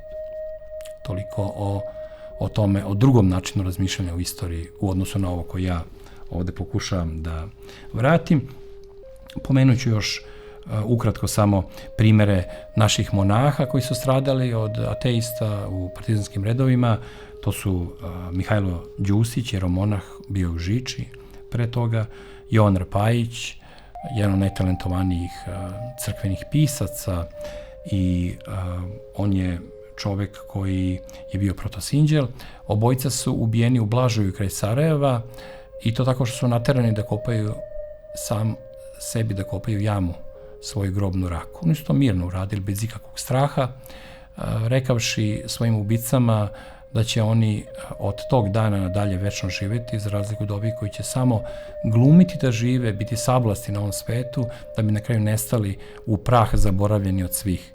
Potpuno suprotni istini, pravdi, veri, srpstvu, otadžbini i tačno se pokazalo tako je, tako da mi danas proslavljamo i Mihajla Đusića i Jovana Rapajića, a njihove ubice nema ko da pamti.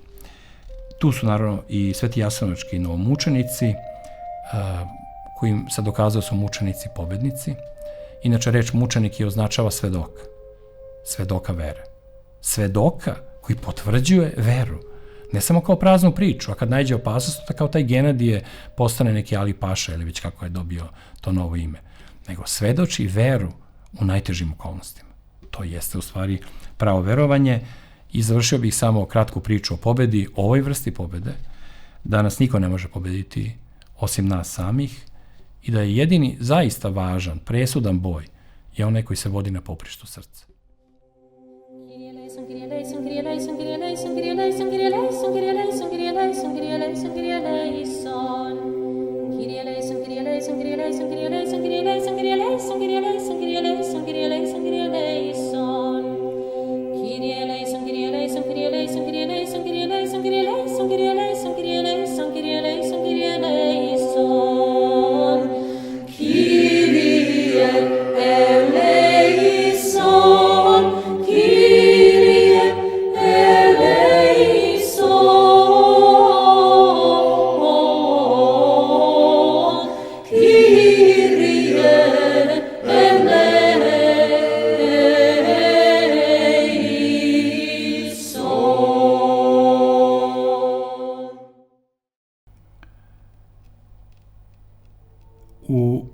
Narod se pita, postavit ćemo kao početnu radoznalost i kao prvo pitanje nešto o čemu smo svi u životu bar nekad razmišljali, nešto što nas je stavljalo na teška iskušenja i na velike muke, nešto što je mnogima od nas odnelo veru u Boga.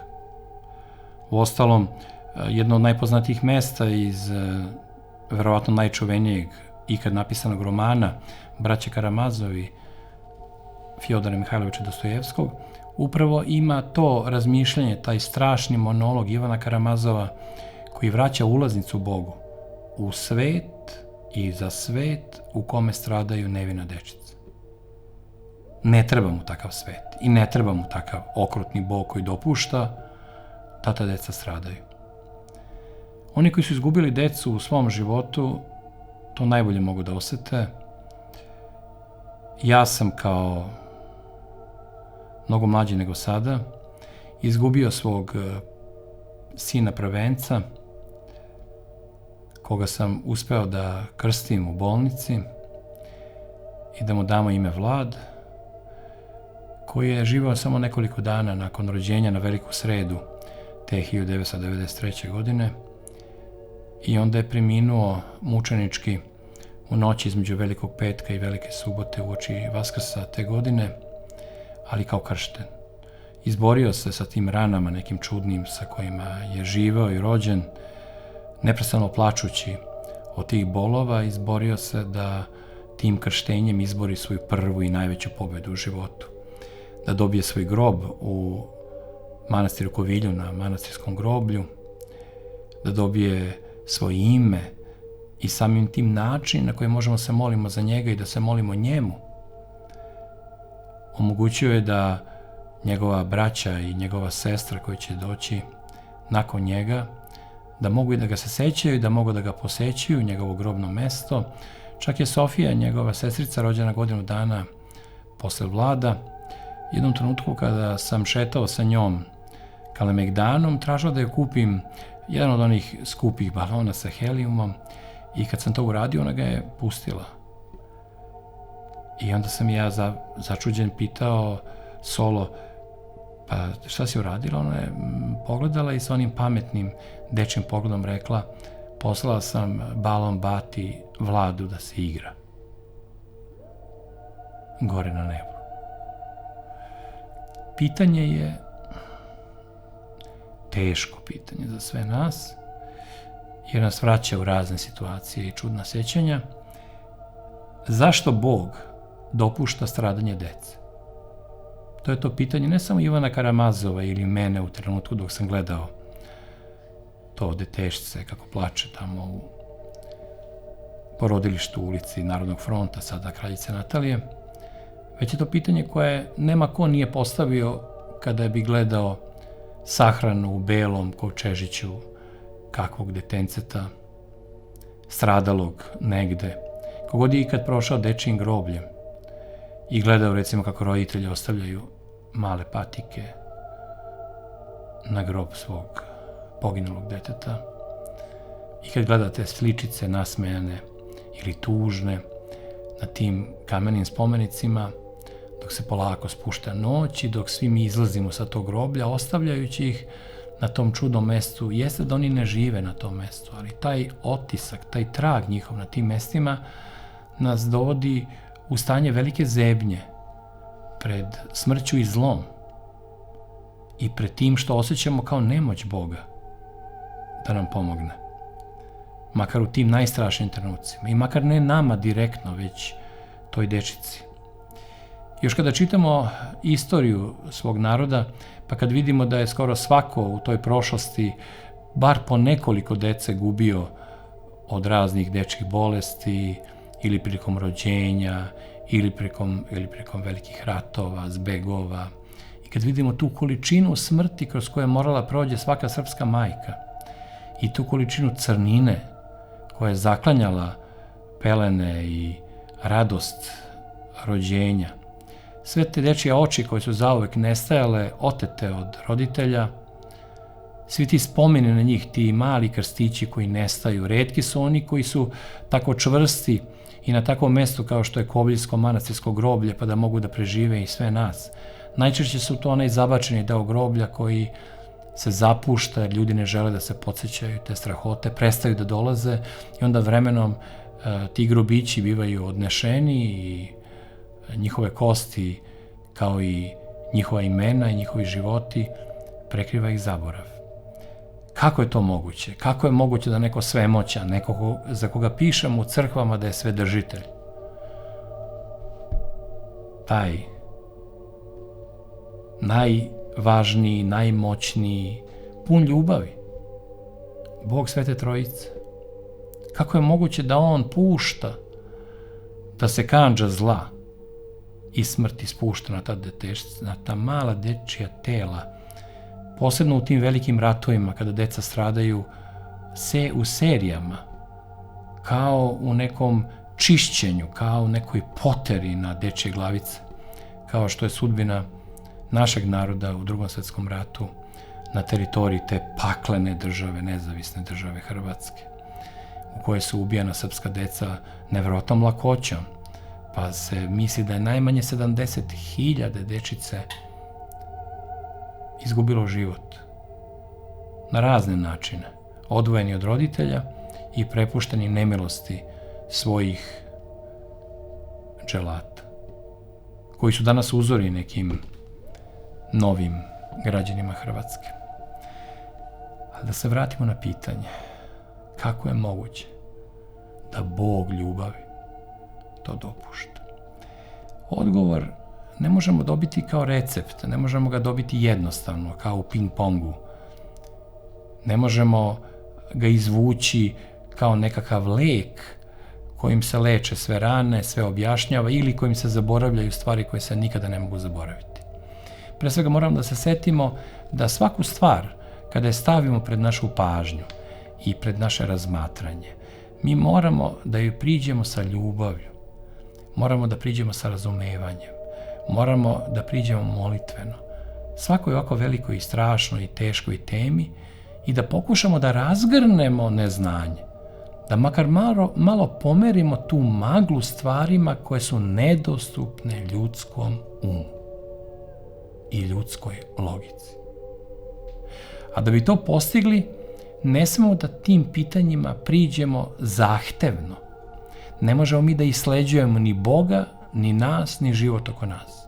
Mi moramo da razmišljamo, moramo da spoznajemo, moramo polako da koračamo, ako imamo snage za to, kao odgovor na ovo pitanje, a ne samo da ga tražimo ili isporučujemo. Ima nekoliko ulaza mogućih u ovu strašnu temu. Evo recimo, prvi ulaz je o tome da hrišćanski Bog nije onaj Bog apstraktni, ravnodušni, koji posmatra svet kao neku igračku koju je napravio za sebe ili za nas i koju može u bilo kom trenutku da uništi. Naš Bog, oličen u jednom od lica Svete Trojice, u Hristu, to je Bog stradanja.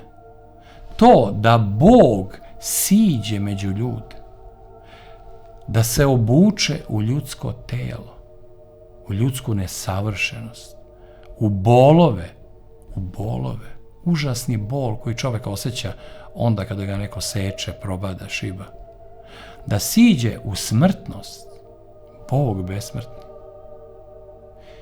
i da podeli sa nama jedino saznanje, jedinu spoznaju koju Bog nije mogao da ima, jer se samo iskustveno ona dobija, a to je prolazak kroz kapiju smrti. Poslednji izdah. To da Bog dopusti sebi da njegov sin, da jedno od lica Svete Trojice umre ubijeno rukom onih koje je Bog stvorio. I to u mukama, čak sa senkom neizdrživog stradanja. Kada Bog Bogu postavlja pitanje: zašto si me ostavio? I traži spasenje. On tada prolazi kroz isto ono kroz šta svi mi prolazimo pred situacijom smrti. I to ne samo svoje moguće smrti, nego pre svega smrti svojih milih i bližnjih, a najviše onih koji su najbespomoćniji, male dečice. Mi postavljamo to pitanje isto kao što je i Hristos postavio to pitanje. Ne želeći da se zaštiti od smrti, ali to je mogao. Mogao je da mađioničarski učini šta god je hteo. Mogao je da pošalje svoje protivnike u kosmos. A da nepovređen se vrati u neko opet nama nepoznato stanje. Kao što je došao na zemlju. kroz Bogorodicu i Duha Svetog. Ne, on je prošao kroz smrt, da bi nam između ostalog dao svoj nemi, konkretni odgovor na naše pitanje. Ako je Bog izgubio svog sina, pa ne možemo da ga smatramo sadistom koga ne interesuje stradanje nečije dece. Kada je on izgubio svoje dete i istovremeno on prošao kroz gorko, bolno iskustvo ponižavajuće smrti. To je jedan korak koji možemo da priđemo odgovoru na ovu strašnu temu. Postoji drugi moment, a to je da Hristos nije samo sebe vazneo i sedi s desne strane Oca, kao što mi ponavljamo u kredu, u vjeruju, svake nedelje na liturgiji. On je u svakog koji strada. Kada nekog vešaju u koncentracionom logoru, oni vešaju Hrist. Kada neko puca u neko dete, on puca u Hrist. Kada neko ubija nekog nemoćnog, ko ne može da se brani, on ubija Hrist. Jer Hristos raspet prisustvuje svakom stradanju u realnom saosećanju, u tom svevremenu i onoj nevidljivosti koje nam ne daje za pravo da možemo da sudimo stvarima koje ne vidimo. Ne vidimo. Kao što ne vidimo da u crkvi, čak i kada je poluprazna, je uvek sve krcato nebeskim stvorenjima. Kriltim anđelima, serafimima, heruvimima. I ta čudesna i čudnovata bića, kada bi mogli da ih vidimo, ne bi izdržali taj prizor. Ne bi izdržali da najnormalnije izađemo posle toga, da nastavimo da živimo svoju svakodnevicu i svoje često smešne brige. Videvši njih, možda bi se onesvestili, možda bi umrli od šoka pred tako nečim. Čovjek mora da se čuva onoga što ne može da podnese. Jer Gospod retko daje nekom veće breme nego što može da ga ponese i podnese.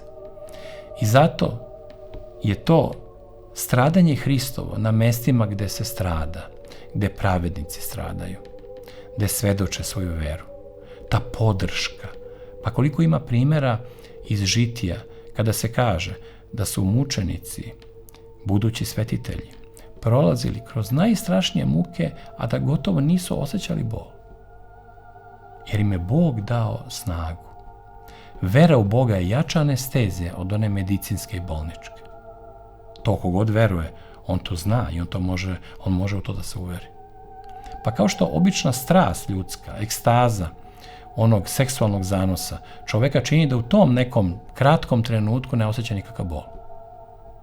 Pa zamislite vi koliko tek ta ekstaza jednog drugačijeg erosa, erosa vere, erosa bogotražiteljskog, erosa ispunjenog nadahnućem, koliko je tek to nedostupno bolu i kao što može da se hoda po vodi, onda kada verujete, kada zaista verujete i možete da svojom verom da pomerate planine, pa možete i da sklonite bol. Tako da je to isto još jedan od mogućih odgovora na to pitanje bez odgovora. Takođe, ako neko odbije Boga, kao Ivan Karamazov, koji jeste fiktivni lik, ali u sebi nosi i mnoge realne svoje savremenike, ali i mnoge potomke tih savremenika, ako neko zbog te prosute dečje suze prestane da veruje u Boga, on time prestaje da veruje i u posmrtni život tog deteta. On time osuđuje to dete na to da je samo onaj mali leš koji će uskoro da se pretvori u kosti i prah i pepeo. Ako ništa ne postoji. A ako nešto postoji. A Bogu hvala da se vekovima kroz potvrde, ne samo kroz veru, nego kroz razne potvrde i razne znakove, možemo uveriti da i tekako postoji Gospod i da i tekako postoji taj život posle smrti. Zašto bi mi lišavali onoga koga volimo, života posle smrti i lišavali sebe mogućnosti da se ponovo sretnemo sa njim posle smrti naše? Time što ćemo prestati da verujemo u Boga. Time mi kažemo, odlazim zauvek, s Bogom dete. Za razliku od nas koji verujemo, koji čekamo trenutak susreta, trenutak tog čudesnog, posmrtnog i besmrtnog sretenja sa svojim milima, sa svojim precima i sa svojom decom, ako smo imali tu nesreću da izgubimo za život. Ne smemo da osuđujemo i sebe i druge na apsolutnu smrtnost svojim neznanjem. I ne smemo da osuđujemo sebe i svoju dušu, da je teramo od onoga kome želimo da priđemo, a iz žalosti zbog njega. Mi ulazimo u jedan ludački paradoks prihvatajući taj horizont neverovanja. To je jedan razlog, diskretan, indirektan, ali apsolutan razlog koji nas tera da damo šansu veri da opstane. Kao sveća koja aleluja pod vetrom, ali se ne gasi. I da posle takvih strašnih stvari, tom verom i ljubavlju i molitvom, spojimo sebe sa onim koga volimo i da se jednoga dana u nekom čudnom bezvremenu i sretnemo sa njim. Takođe, što to ne reći? Bog može i da menja istoriju. On može da učini da ne postoji ono što je postojalo. Da se ne desi ono što se desilo. Obratna perspektiva. Moć gospodaranja vremenom. Bog može da ukine ono što se dogodilo. On može da ukine Jasenovac. Ne da ga zaboravimo. Ne, nego da ukine, da na neki nama neobičan način svede to strašno stradanje te dečice i naših rođaka i naših sunarodnika u nešto nama nepoznato. Svemoć Boga je nešto mnogo više od moći. Razlika između moći i svemoći je u tome što je moć dostupna ljudskoj logici, a svemoć je jedna velika tajna za nas, kao što će ovo pitanje ostati i dalje tajna posle ovoga, ali ako sam makar neku dušu utešio i makar nekom vratio jedan jedini procenat vere, koja je možda zatitrala, zatresla se i zapretila da nestane, onda je smisao ovog mog neodgovarajućeg odgovora ipak pred vama opravdala razloge za postojanje ovog dela srpskog sveta, Dragoslava Bokana.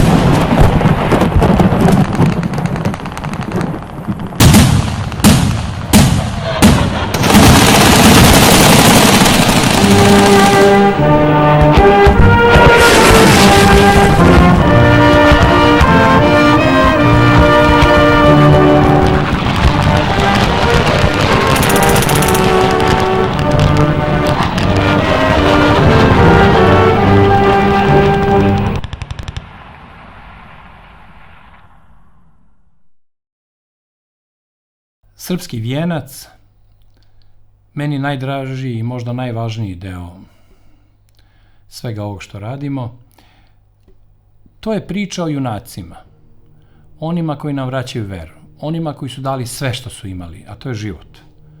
I šta god mi izgubili u našim životima, kakva god iskušenja imali, kroz šta god prolazili ili koliko prepatili, ipak eto imamo taj svoj život, koristimo ga, dišemo, imamo decu, posmatramo lepote Srbije, pijemo bistru vodu sa nekog izvora na koji dođemo, u nekoj šetnji, a oni su otišli, zauvek napustili svoje bližnje.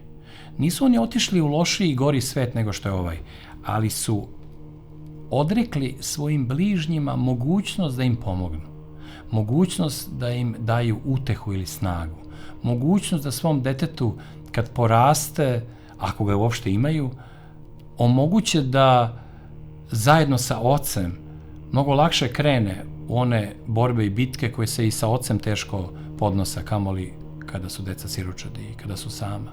A ratna siročad najviše dovode u pitanje smisao ratnog junaštva.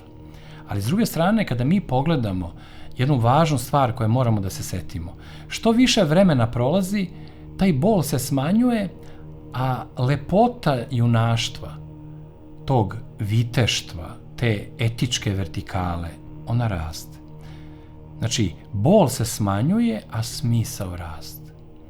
Onaj o kome ćemo govoriti sada, on je rođen 1972. godine, naš je vršnjak, rođen je na Srpsku Novu godinu i kada je poginuo 29. septembra 1991. godine sa 19 godina,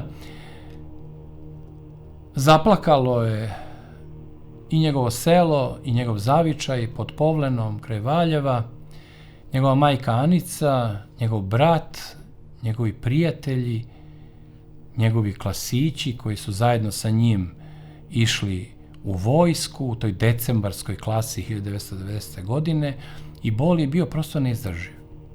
Vremenom su oni počeli da stare, da gube lepotu, da prolaze kroz razne iskušenja, da njihove duše se često prljaju nedovoljnom hrabrošću, nedovoljnom plemenitošću. A on je i dalje ostao čist kao suza, blistav kao ikona i dan danas isto kao i tog 29. septembra, te tada tako strašne, a sada tragične, i samo tragične, ali i veličanstvene 1991. godine. Ta generacija momaka koja je pripadao onaj o kome ćemo govoriti, a to je Stojadin Cole Mirković, ona stari i polako odlazi sa one strane života. Neprimetno, ne ostavljajući neki poseban trag za sobom, za razliku od njega, koji će se večno pamtiti u toj junačkoj valjevskoj nahiji, koji će biti obeležen tamo pod Povlenom, među onima koji su rasli isto kao i on, taj neobični gorostas koji je stradao svojom voljom, jer nije pristao da izda zakletvu, nije pristao da zgazi datu reč, nije pristao da ostavi svog komandira, majora Milana Tepića, samog, u njegovoj Stevan Sinđelićevskoj odluci da ne dopusti ustašama da uđu u magacin kraj Bjelovara, da uzmu 170 tona eksploziva, tenkove, oružje, oklopne transportere i da sve to iskoriste u nastavku borbe protiv srpskog naroda. Major Milan Tepić, rođen pod Kozarom, i njegov vojnik Stojadin Mirković, rođen pod Povlenom,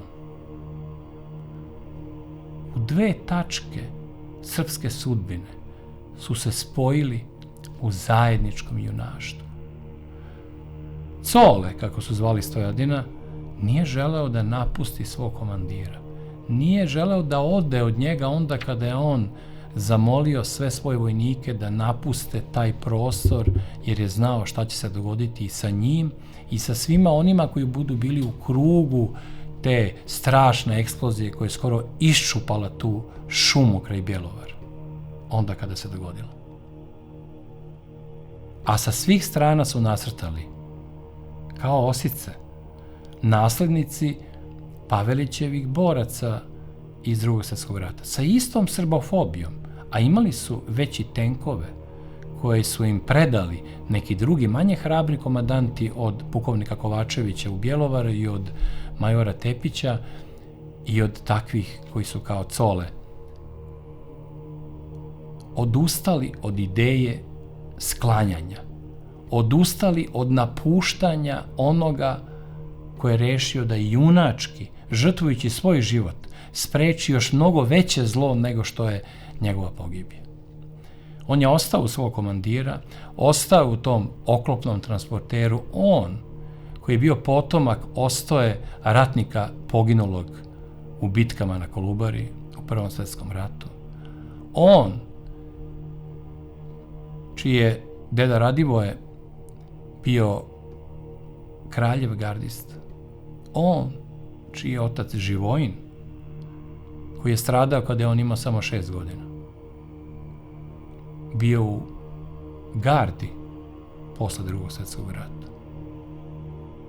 On koji je želeo da bude tenkista i da nauči da upravlja oklopnim vozilom i da nauči da bude nišandžija, on nije želeo da sve to prestane samo da bi otišao i nastavio svoj normalni život i zaboravio na to da su odatle uzete ogromne količine oružja i upotrebljene protiv srpskih civila i protiv njegovih sunarodnika i protiv njegovih saboraca i da su mnogi stradali samo zato što nisu odbranili to oružje, što su iz straha od smrti popustili i izdali svoju reč, svoj zavet i svoju zakletu.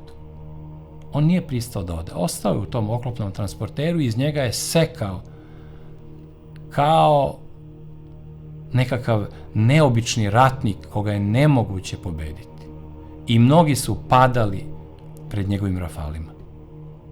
On je onemogućavao njih da priđu majoru Tepiću i da se dogodi ono što je bilo neizbežno da će se dogoditi. Odlagao je trenutak te čudne smrti, žrtvovanja. I tek kada ga je pogodila Zolja i kada je u strašnim bolovima i on počeo da jauče, a čuli su to sa strane polegali njegovi drugari iz te klase, onda je sa leđa opaljena još jedna Zolja i ona ga je konačno ubila. I kada je jauk Coleta utihnuo, tada se spremio za svoj posljednji čin major Milan Tepić. Onaj koga pamtimo, za razliku od Stojadina. Onaj koji ima svoj spomenik u ulicu u Beogradu, za razliku od Stojadina, koji istina je dobio u Valjevu. Onaj koji je dobio orden narodnog heroja, poslednji ikada dodeljen od svoje države, koji Cole nije dobio, nego tek mnogo godina kasnije je dobio nekakav spomen orden koji nije vredan pomena. I ničim ne odgovara onome što je taj dečak, još uvek dečak, uradio. Stradavši za bližnjeg, stradavši za svoje, stradavši za onu otadžbinu koja ne poznaje ideologiju, politiku, koja je na čelu vojske, države, onu otadžbinu koja je iznad svega toga, koja je visoka i viša od Povlena i od Lovćena i od Svete Gore i od Kajmakčalana. Na tim večnim visinama na kojima žive besmrtni junaci poput njega. Njegovo telo je 4 godine nakon toga ipak nekako donešeno u njegov rodni kraj i na njegovi sahrani su se skupili svi njegovi drugovi, njegov brat i njegova majka i sveštenici koji su mu držali opelo kao svetom ratniku iz nekog mnogo ranijeg vremena. I taj izuzetak iz svih pravila je zaslužio da mu se odužimo, sećajući se njegovog imena, njegovog junaštva, njegove žrtve i toga da je i on zaslužio, isto koliko i njegov major, orden narodnog heroja. I sve moguće ordenje koje treba da bude stavljeno uz njegovo ime i uz njegov primer.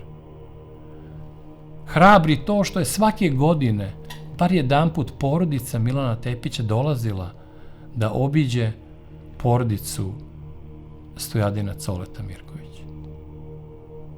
Ipak se nastavila ta neobična veza tog dečaka tenkiste koji je odbranio čast vojske u kojoj su mnogi tu čast zgazili, obraz izgubili i predali neprijatelju na milost i nemilost svoje sunarodnike u nastavku onog genocida koji je započet u Drugom svetskom ratu, a praktično dovršio se tokom 90. godina. Slava i Božja milost i večno rajsko naselje našem bratu Coletu.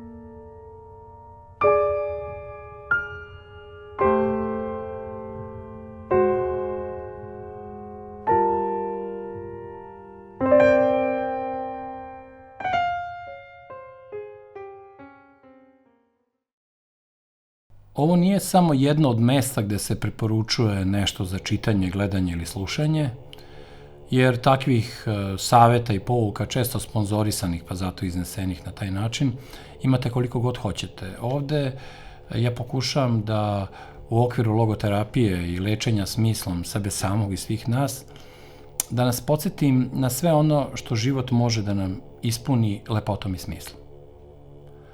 Ono što će da pojača osjećaj lepote, a kroz lepotu odjednom se sve svrstava, istina i pravda i sloboda, i osjećaj smisla, koji nas odmah oslobađa straha od smrti, koji nas uziže iznad greha i koji nam daje snagu i težinu našeg koraka i svakog sekunda našeg života i približava ono sutra onom juče, kroz danas.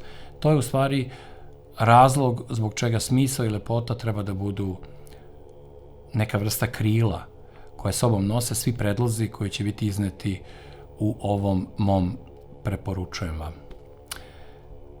Za prvu preporuku nimalo slučajno, kao što ništa naravno nije slučajno, posebno ono što je slučajno, jer ono što ljudi dogovore je najslučajnije, za razliku od onog što se tek tako desi, izabrao sam hram Svetog Save. Obići hram Svetog Save, centralno mesto srpskog naroda. Da možemo, mogli bi da se okupljamo i u Pećkoj patrijaršiji. Deo nas, ako ništa, makar muški deo, može se okuplja u Hilandaru. Ali mesto gde svi možemo da dođemo, i to bez neke teškoće, čak i gradskim prevozom ili šetnjom, je taj veliki, ogromni hram koji možemo da vidimo iz bilo koje tačke Beograda.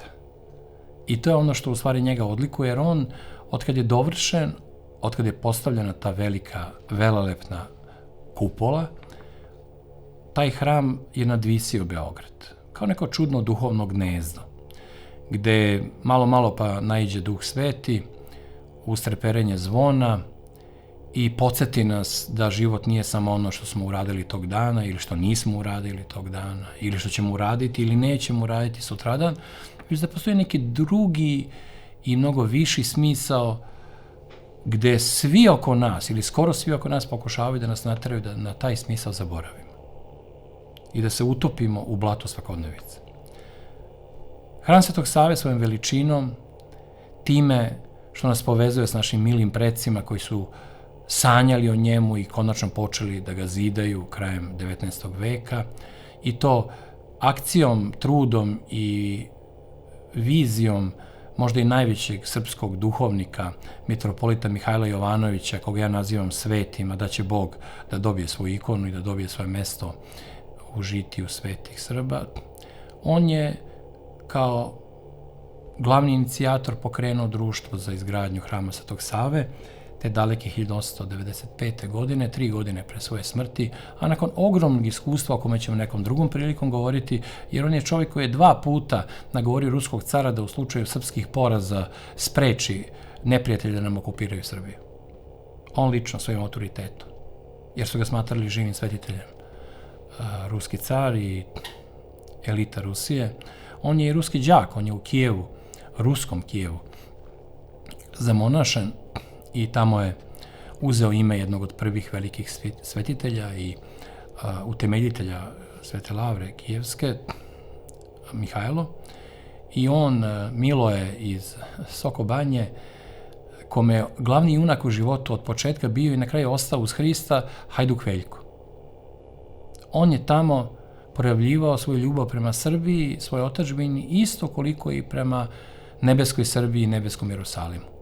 I kao deo svega toga što je u životu uradio, eto, u sve ostalo, ostavio nam je i tu ideju organizacije društva koje treba da saborno, zajedno učini da se pojavi Niščaga, da se pojavi tako jedan veliki hram posvećen Svetom Savi i koji će dokazati i potvrditi koliko smo mi vezani i zahvalni njemu. Po delima potomaka se vidi kakav odnos imaju prema precima. Tako isto je i sa hramom Svetog Save. On je započinjan sa gradnjom pred Prvi svjetski rat, pa onda prekidana gradnja, pa onda pokušano s nekim konkursom gde je došlo čitav niz predloga, pa onda ti predlozi nisu prošli. Bili su odneti u carski Petrograd u Rusiji, tadašnjoj imperiji ruskoj, i nijedan nije zadovoljio kriterijume za jedan tako važan hram. Pa uostalom u srpskom jeziku i srpskom narodu kad kažete hram, svi pomislimo odmah na hram Svetog Save. To je ono što nas vezuje za tu reč, za taj hram nad hramovima, prvi hram našeg naroda.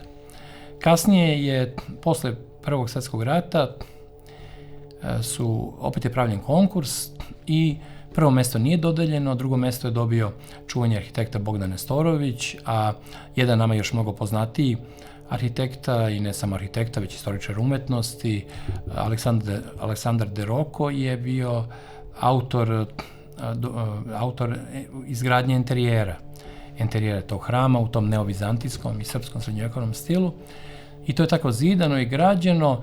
Ređali su svi patrijarsi. Jako je važna uloga crkvenih arhijereja, preko mitropolita Mihajla, pa onda nakon toga preko mitropolita i zatim patrijarha Dimitrija, pa onda su i patrijarh Varnava i patrijarh Gavrilo osveštavali temelje 35. i 39. tako nešto uoči Drugog svjetskog rata, a onda je posle rata patrijarh German po dolasku na vlast je svoj život posvetio tome da učini da to neobično mesto sa započete gradnje hrama, koje je pretvoreno u parking i neku vrstu magacina i skladišta i za vreme Nemaca i za vreme partizana i posle rata, da se tu ipak podigne taj hram. Delovalo je kada se više nikad neće nastaviti, kamoli završiti. On je uporno svu energiju svoju posvetio izgradnji hrama. Ja sam i svedok svega toga. On je od 1958. do 1985. godine činio sve što je mogao da bi 1985. se nastavilo sa izgradnjom hrama, njegovom zaslugom, ali sam ja učestvovao, pa evo da ispovedim ovde gledalcima, mislim da je bila 1981. Možda 82. ali mislim da je 81. Tada sam upoznao oca Žarka Gavrilovića, koji je bio starešina crkve Svetog Save i istovremeno hrama, i koji je namerio svim mogućim načinima da ubrza to oko izgradnje i da nikako ne dopusti da neko poruši te temelje, osveštane temelje hrama, a opasnost je postojala, pošto je tada napravljen nacrt da se podigne dom Svetog Save, to je jedan lukav način da se pod imenom Svetog Save napravi nešto što nema nikakve veze sa sakralnom, hramovnom funkcijom, osveštanom funkcijom tog mesta, već da se napravi neki dom kulture koji bi se zvao Dom Svetog Save, i onda je sa tome suprotstavljen vrlo energični šumadinac Žarko Gavrilović, s kojim sam se tada sprijateljio davnih dana i godina. Tad sam bio student 2. ili 3. godine, zavisi kad je tačno bilo, filmske režije na akademiji, i pristao sam u dogovoru sa njim da on u svom pismu i međunarodnoj javnosti i svim institucijama u Srbiji, da on najavi da će u okviru otpora koji će on organizovati, on je pretio ljudima koji će puške doneti i braniti puškama, će braniti te delove hrama od rušenja, koje je pretio da dođu bageri da sve to poruše i da time zauvek i prestane taj san o gradnji.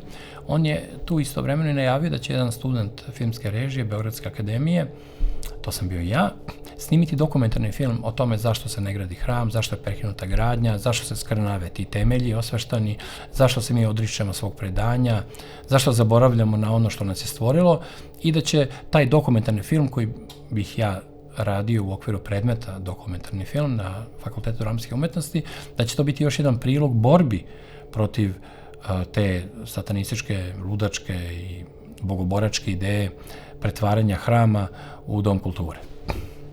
I to je uspelo. Da sam imao probleme, moj tadašnji profesor dokumentarnog filma bio je Aleksandar Mandić, koji nije mi dao nikakvu dozvolu za takav dokumentarni film i rekao da će me oboriti na godinu ako se budem bavio, kako on kaže, politikom na taj nacionalistički način, čega je on bio i ostao protivnik, da bi kasnije, kada se ipak sve srećno završilo, mi dao odobrenje za neki popuno drugi dokumentarni film koji je čak i predstavljao naš fakultet dramskih umetnosti na nekom takmičenju u Zagrebu raznih filmskih akademija, ali mi je smanjio ocenu, pa onda prekrižao tu smanjenu ocenu, pa još više smanjio ocenu u tom revoltu prema toj mojoj ideji koja je njega dovela do onog besa koji ljudi koji ne vole crkvene stvari osjećaju kada im neko stavi pred njih krst ili tamjan ili pokušava da govori o onome što oni duboko preziru i smatraju to zabludom i opijumom za narod. Tako da sam makar tom pretnjom oca Žarka Gavrilovića ja učestvovao saborno u toj izgradnji, jer deo izgradnje hrama je u tome da se umjesto njega ne izgradi nešto što će porušiti sam početak te gradnje i poništiti napor i mitropolita Mihajla i patrijarha Dimitrija i Varnave i Gavrila i svega onog što se desilo do trenutka tih godina s početkom 80-ih, da bi par godina posle toga dočekali da se nastavi gradnja, koja je nakon toga i dovršena onim što morate da vidite da bismo mogli o tome zajedno da pričamo, jer je stvarno veličanstveno sve to izašlo. Spolja to nije delovalo previše interesantno. Posebno taj neki čudan način na koji je mermer postavljen oko hrama u taj beli oklop, koji je delovao nekako suviše sitno, bez onih ploča na koje smo navikli u srednjovjekovnim manastirima, ali je zato unutrašnji mozaik, jedan od najvećih na svetu, koji je negdje između 15 i 17 hiljada kvadratnih metara veličine, taj mozaik koji su radili Rusi, zajedno sa nama, ali pre svega oni, i to u Rusiji, i delom ovde na licu mesta, pod pokroviteljstvom Ruske akademije umetnosti, je zauvek spojila naš i ruski narod.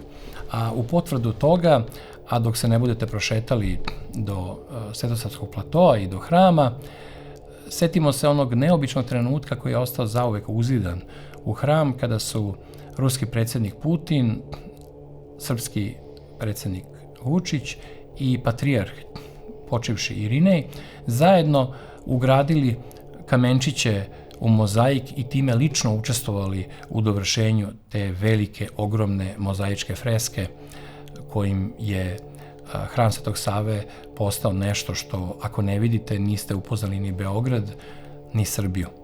Tako da s te strane ne morate danas samo ići po Žiči, Studenici, Dečanima i drugim mestima naše starine i predanja. Nešto od toga se može vidjeti u centra Beograda, u tom neobičnom hramu, podignutom u spomen pokušaja spaljivanja moštiju Svetog Save vekovima pre. Zašto kažem pokušaju? Zato što mošti ne možete spaliti. Nisu mošti kosti, niti materija, pa da može neko da ih spali. Ta energija koja je u njima obožena je nešto što možete samo paljenjem proširiti na čitavu Srbiju. Tako da sam jedan put i rekao, pa ovdje ću i ponoviti, da je tim vetrom koji je duvao iznad rasplomcalog plamena nad moštima Svetog Save i koji je čestice tih moštiju daleko odnosio, da je time čitava Srbija postala kivot Svetog Save. I da mi praktično hodamo po ostacima njegovog svetog tela i on zajedno sa nama živi i u teritoriji Srbije, a ne samo u njenoj duhovnosti. Velike su tajne vezane za tog prvonačalnika naše kulture, duhovnosti, državotvornosti i crkve, tog večnog arhijepiskopa Srbije u večnosti, koja nikada ne prolazi, koja traje i u vremenu i koji nam daje i nudi nešto što nijedan narod ili skoro nijedan narod nema. Narodi retko kada imaju takvog pastira i takvog osnivača sopstvene države i sopstvene nacije i svog rodoljublja. Obično su to vojskovođe, ponekad državnici, ali retko, sasvim retko, kao u srpskom slučaju, je reč o svetitelju. I to je jednom od najvećih svetitelja svih vremena, na čiji spomen možete da naiđete onda ako skrenete od Narodne biblioteke ili od onog pravca kojim je Karađorđeva vojska bulevarom Oslobođenja kretala ka tvrđavi koju su držali Turci. Na tom čudnom, tako važnom istorijskom mestu gde vi imate i skulpturu Svetog Save koje su radili Rusi, imate i veliku skulpturu i spomenik Karađorđu na drugoj strani tog parka, vi imate ujedinjenu otadžbinu kroz narod, crkvu i državu, kao i u gradnji tog čudnog hrama koji obeležuje naše vreme i koji nam daje nadu da ne živimo uzalud i da ovo što radimo neće nestati sa odlaženjem novinskih strana u arhivu i sa zaboravom nekih televizijskih vesti ili nekih političara, već će trajati večno i kroz taj mozaik koji su dovršili srpski patrijarh, srpski predsjednik i ruski predsjednik u najavi jednog drugog i mnogo boljeg sveta pre nego što dođemo u onaj pravi svet, ali to će biti s one strane života. Tačno za 7 dana gledat ćete drugu epizodu podcasta Srpski svet Dragoslava Bokana. Tu ćete imati priliku da nešto čujete o jednom značajnom evropskom političaru koji se lično izvinio srpskom narodu zbog bombardovanja iz 1999. godine. Čućete odgovor na pitanje da li, po meni, ateisti mogu da idu u raj. Saznaćemo nešto o poslednjem srpskom komandosu, čoveku neverovatne biografije koje mnogostruko nadilazi svaki mogući film koji bi vam pao na pamet, a realan je čovek. Iako mnogi ne znaju za njega, ko je bio, čućete tačno za nedelju dana i dobit ćete važne informacije o jednom od najznačajnijih fenomena našeg vremena, a to je izdaja, i preporučit ću vam Grad mrtvih usred Beograda. Vidimo se za 7 dana.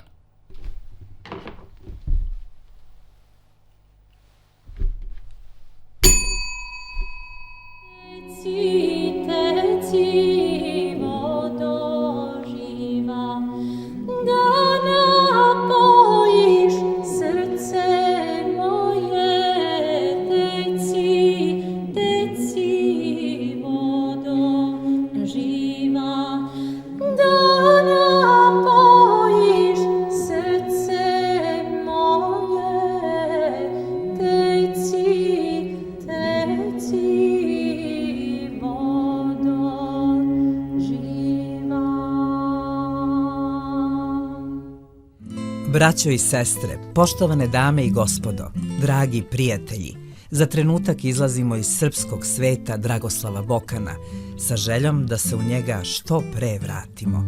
Teče voda živa naše ljubavi prema Bogu i otadžbini, a to koliko će teći zavisi i od vas, od svih nas. Zato pomozite da se ne prekine naše putovanje, postanite saputnik ovog romantičnog i lepog srpskog sveta. Budite zadužbinar Dragoslavljevog podcasta svojim dobrovoljnim prilogom datim od srca.